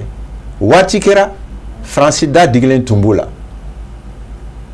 Parce que u ka jamana kɔnɔla yɛrɛ u ye déplacement de population kɛ ka terre brûlée kɛ politique la terre brûlée. Le FNL, le Front de Libération Nationale de l'Algérie, c'est tun y'a yen bilen, c'est tun t'a yen bilen.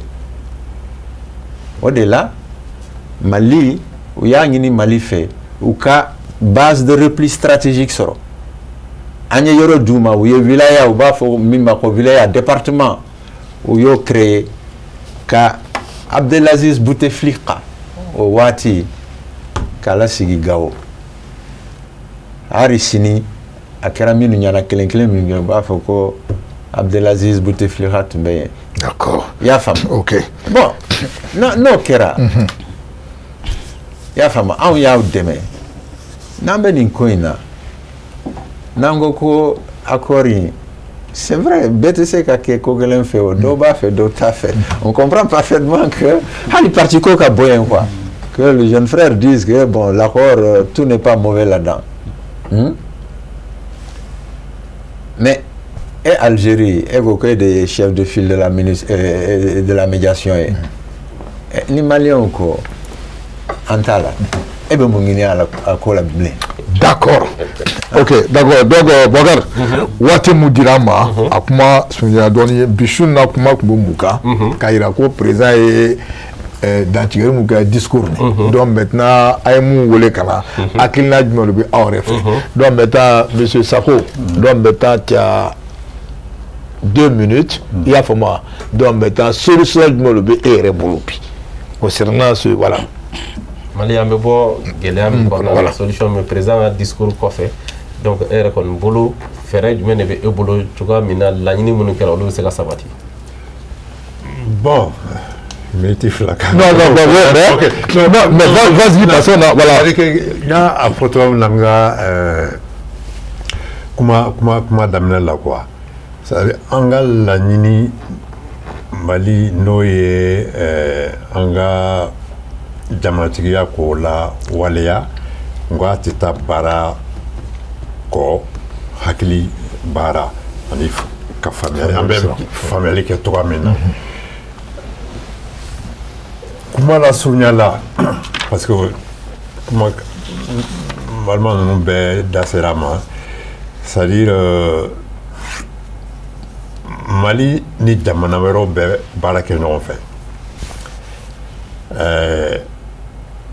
kɛlɛko tɛ o ni bɛ fɛ ka yiriwa fo bɛn ka sabati i ni mɔgɔw cɛ mais il faut que an ka hakilina di yɛlɛma an ka faamuyali cogo an bɛ fɛ k'an ka jamana ni k'a jɔ cogoya min na pour que k'a lasurunya yɛrɛ n'i y'a jateminɛ sisan ne bɛ a filɛ i n'a fɔ le monde là a bi ko lɔgɔfiyɛ ba dɔ de don bɛɛ n'i ka jagokun don sanni feere don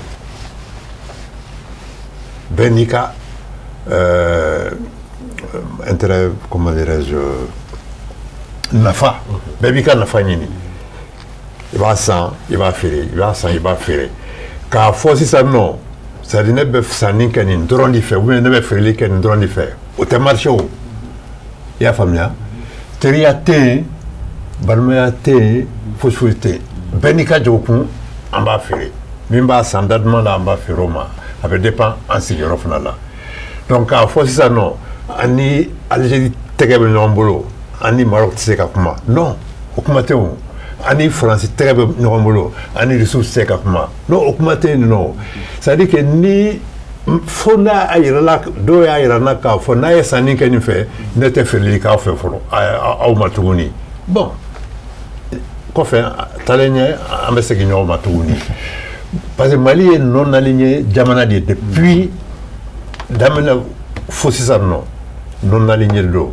mais k'a fɔ sisan nɔ an ka to sira kelen kan jugu an jugu ye nin ye an ɲɛ ye nin ye non faso tɛ jɔ o kan o faso tɛ jɔ o kan tɔgɔ si la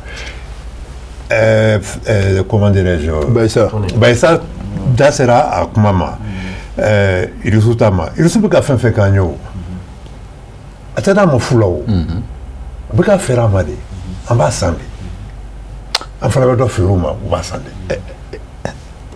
Irisu b'a dira monsieur Sako. E bɛ ka jamana jumɛn ka fɛn di jamana yɔrɔ ma fu la a tɛ o. ni n ko hakilina ka hakilina falen an kan ka hakilina falen o fɛn ninnu bɛɛ de la développement aide au développement ni fɛn ninnu olu bɛɛ ye tubabuw ka kuma dilannenw de k'o don an kunkolo la y a pas d'aide au développement a tɛ yen sanni feere de don diɲɛlatigɛ sigilen b'o de kan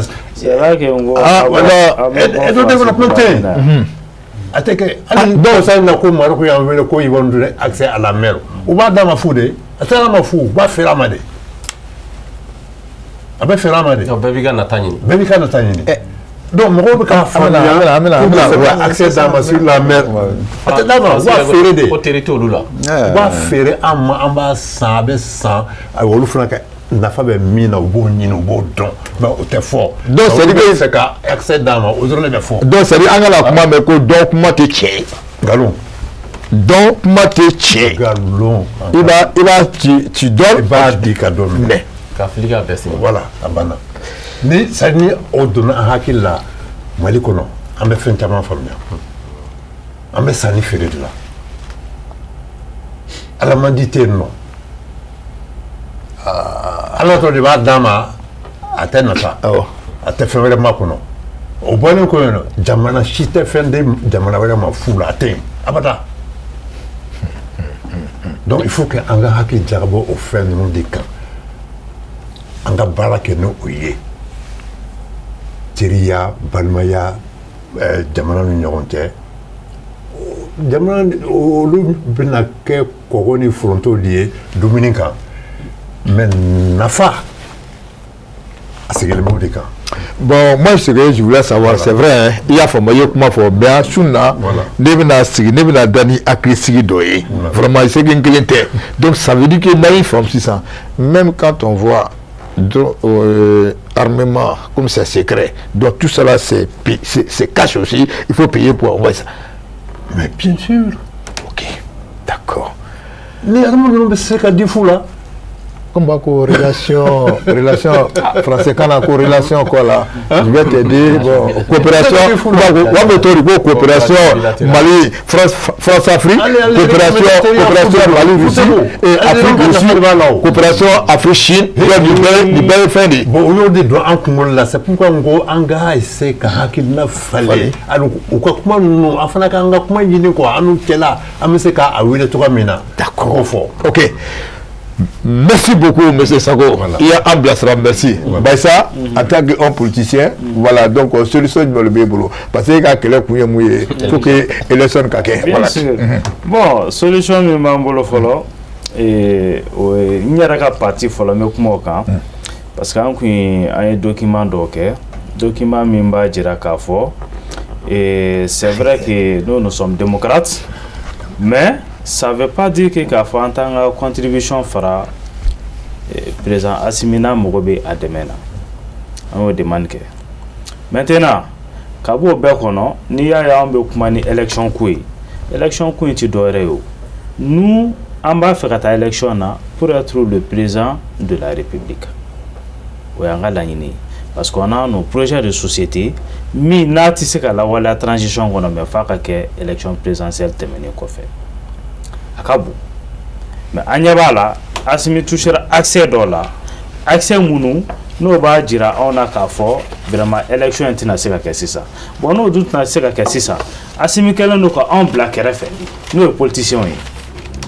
Akila doribe en fanana, nous akila n'a qu'un jamana ma qu'un jamana qu'on a doma, au talakatabala. Donc, n'amba fait jamana akaka jamana abe boulot abe quand il restera kono. Il faut que e bokele min fla akila min bila aka fara aka ke fen akila min minena aka fara ɲɔgɔn kan aka ke fen ba pour que aka se ka jamanadenw servi. D'accord. Donc o de an ka laɲini. Ok. Mais monsieur Dadje, voilà, donc il va clôturer. Bon, ne bɛ min fɔ dɔrɔn nin kuma in bɛɛ bɛ fanga ko de la nɔfɛ. Fanga dun ye fɛn ye sagomada kelen. Pardon, n tɛ kɛ kuma tigɛ o. I kana ambassadeur ye waati jumɛn na et puis bɔra waati jumɛn ma.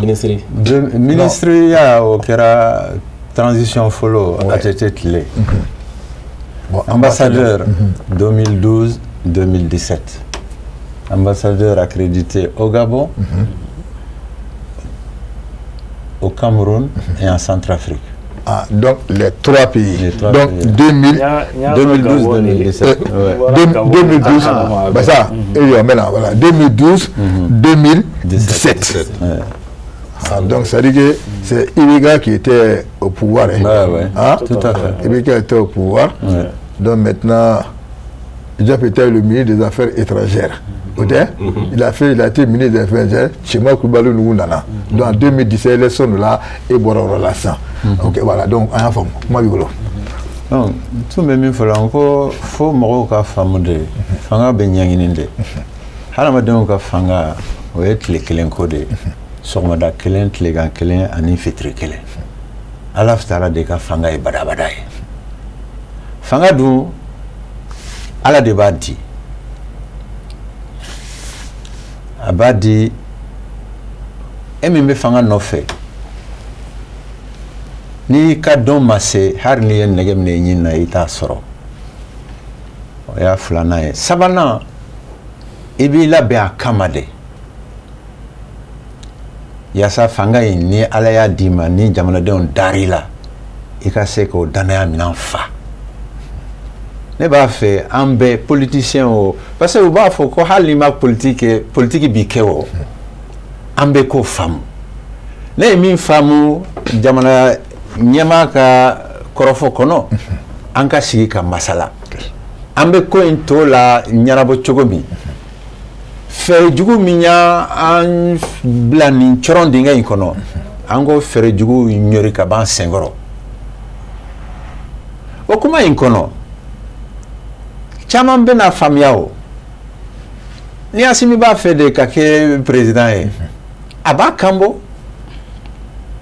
i y'a faamu n'a bɛ kɛ waati min kɔnɔ o fana bɛ fɔ mais président to k'a fɔ ko a bɛ kɛ nin waati in yɛrɛ k'a sɔrɔ ko caman bɛ yen olu ma labɛn ɲɛbila baaraw ma dafa o ye de président a ye kuma fɔ nka a ka kuma ma waleya a ma kɛ tiɲɛ ye i y'a faamu o de kosɔn ne ko an ka sabali Mali kura min bɛ jɔ a ka kuma laban ye o yɔrɔ de o y'an bɛɛ de kungo ye an bɛɛ i bɛ parti la i tɛ parti la i bɛ gouvernement la i b'i yɛrɛ i ka kɛ n yɛrɛ baara la n'an b'a fɛ jamana in ka jɔ gɛlɛya min y'an sɔrɔ fo k'an segin kɔ parce que an seginna kɔ de han o bɛɛ ka bɔ yen an ka jɔ senkura ta n'o tɛ k'a fɔ i da la dɔn Mali kura o t'a kelen ye o ɔ kuma tiɲɛ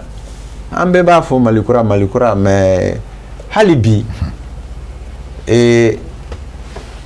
fɛn kolon minnu kɛra sababu ye fo k'an cɔrɔn ka jamana buruja hali bi o caman de bɛ kɛla fo maaw k'o yɔrɔ de faamu o baara tɛ don kelen baara ye dɛ président ka kuma kɔnɔ a fɔ ko jateminɛ waleya dɔ kɛra u b'a fɔ a ma ko étude prospective Mali 2063 o bɛ taa an bila fo an ka centenaire de la o tɛ kɛ anw dɔw ɲɛna o bɛ kɛ certainement an dɔgɔninw ɲɛna mais f'an k'an cɛsiri de baara kama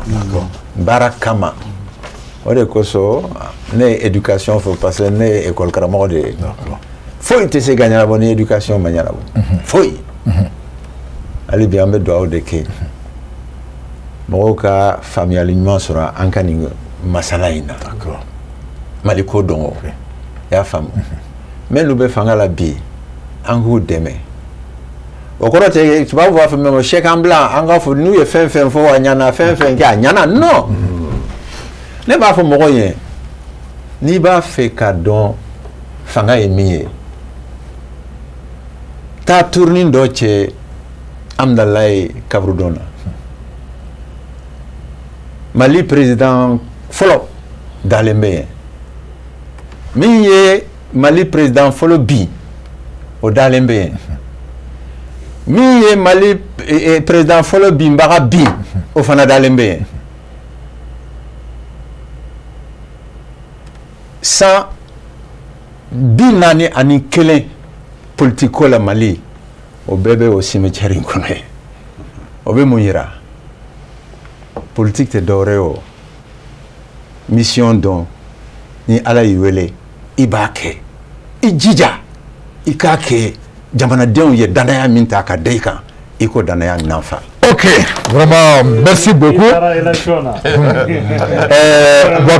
donc, Korofo, voilà, Boubacar Korofo, vraiment, on peut invité, on peut oufo.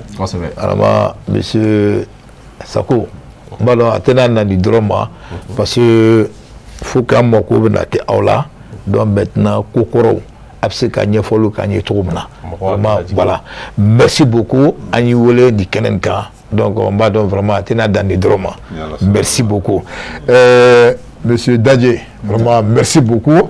Il voulait comme à l'État. il m'a problème kala. Puis il faut les remercier. Dès que nous voulons, à Bongo, c'est Cherifula TV. On a débat politique. Ou non, on fasse du codo. Donc ils vont venir. Effectivement, il y a fort, et puis à fond fond bien ni bogar. Na fond fond moulé, on va connaître qu'il n'y a pas de problème. Nous le bokeh, parce que un bara tableau. Il y a fond moi. Donc bah donc vraiment bon, fankle tana. Donc amena kana kuma di façon de nous ma. On lui reboka qui l'a dit. Bah ça, je crois que vraiment bien. Et nous sommes déjà nous. Bima en bol boulot encore. Il y a forme 600. Donc 2024 là. Voilà, pour venir à Watido.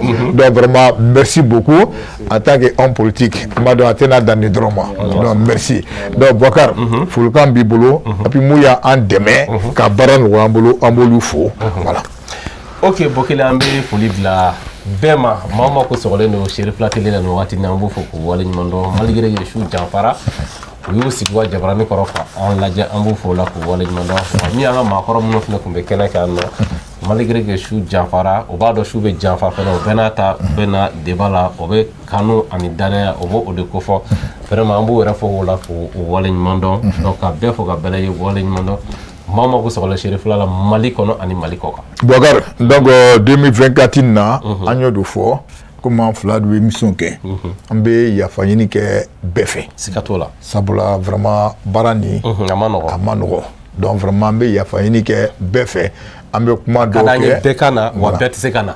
Donc ka yafa ɲini kɛ bɛɛ fɛ vraiment an bɛna an donna san kura mun na débat politique sans langue de bois an bɛ olu ka bila l'o la. Donc vraiment n'o ye fɛn o fɛn min ye ni fili b'a la o b'an wele k'a fɔ a vraiment a y'a kɛ ten a y'a kɛ ten. Donc vraiment an b'u bɛɛ lajɛlen fo. Donc an bɛ taa direction général fan fɛ mun ye Ousmane Sogore monsieur le directeur an bɛ i fo. Donc la direction commerciale Soumaïla ni comment on appelle Sambake an b'a ale fo n'o bɔra an bɛ sɔrɔ ka taa les ressources humaines. Donc muso tɔgɔ ani Sidibé an b'o fo. Le comptable voilà Sangare et puis ani le caissier ani fɛn o fɛn bɛ baara la direction commerciale la ye an b'u bɛɛ lajɛlen fo n'o bɔra an bɛna Bourouba Bouya. Donc mun ye responsable technique Bouya Kulubali an b'a fo. Réalisateur monsieur Mohamed Keita, chef de production. Voilà, donc Mo le russe. Vraiment, Ambi Ifo, qui Walmadon, vraiment merci beaucoup. Le russe fait Ambi Abou officiel. Abou officiel, Ambi Fanafo, vraiment, il y a là. Donc, Adama S. Koulibaly, Kalifanafo. GMT, Moussa Traoré Koufo, Naboramta, Régi Kono, Mananbe, Moué Baranwa, Anfanabolo, Moué Chaga Koulibaly, Ambi Fo. Donc, Chaga Koulibaly, Amba Alefo, No Boraye, Moué Didi Bokoum, Kalifanafo, Abouaka Traoré NB, Ani. Coach Diara. Donc nous les barakeka affaire.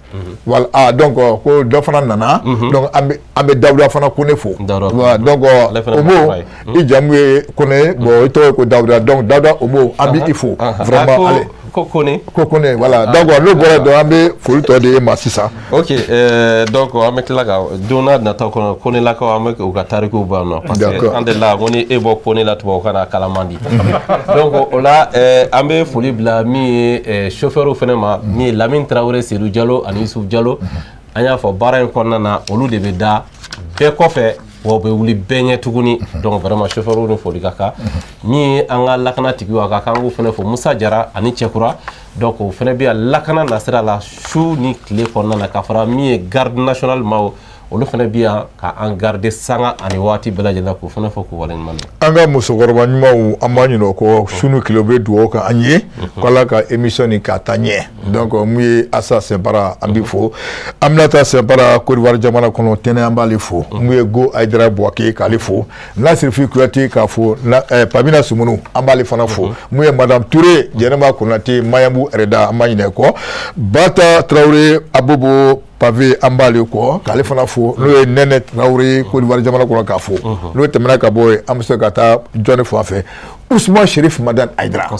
Yabani États-Unis vraiment an bɛ karamɔgɔ ka kibaruya sɔrɔ la donc vraiment an bɛ dugawu de kɛ karamɔgɔkɛ Ala k'a mɛn an kɔrɔ a bɛ mun ɲini Ala fɛ Ala k'a sɔn a ka denbaya Ala k'a ta fanga d'u ma mun ye Chérif ye Badara ani Iba ani Keski ani Aruna an b'u bɛɛ lajɛlen fo donc n'o tɛmɛna ka bɔ yen mun ye Zegwa, la police de Zegwa, mouye baga, ambe baga fo, Abdou Karim Bagaygo, police Zegwa ambi fo, police ou beto la Zegwa, nous temena kaboy, ambe Kadjana, frontière fanado, mouye Souleymane Diarra, ambali fanafo. Almami Traoré, Kolvar Jamana Kono, nous temena Traoré Mahamadou Mouri, ambali fanafo. Mouye KS, Kalou Saint-Bara, ambafo, Mohamed Saint-Bara, Koulou fanafo.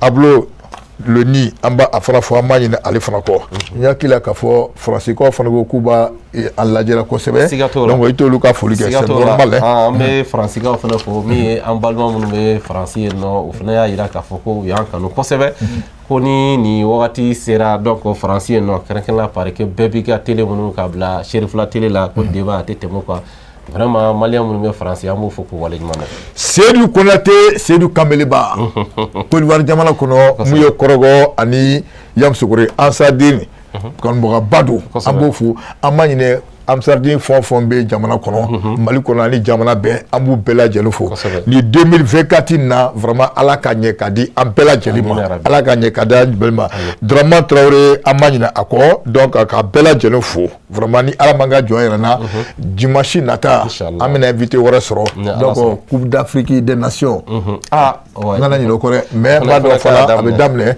donc ni dona nata sira muye débat fana amena fereke donc vraiment parce que le black actualité Mali ala ka gagné Mali ala ka gagné puis aye koba dokin 6-2 voilà Assimi contre Ambalo voilà il y a femme c'est ça voilà donc voilà c'est ça Assimi contre Ambalo il y a femme donc 6-2 voilà c'est une très belle leçon donc pour montrer aux autres Mali ka poule là donc le Mali va avec vraiment furtif très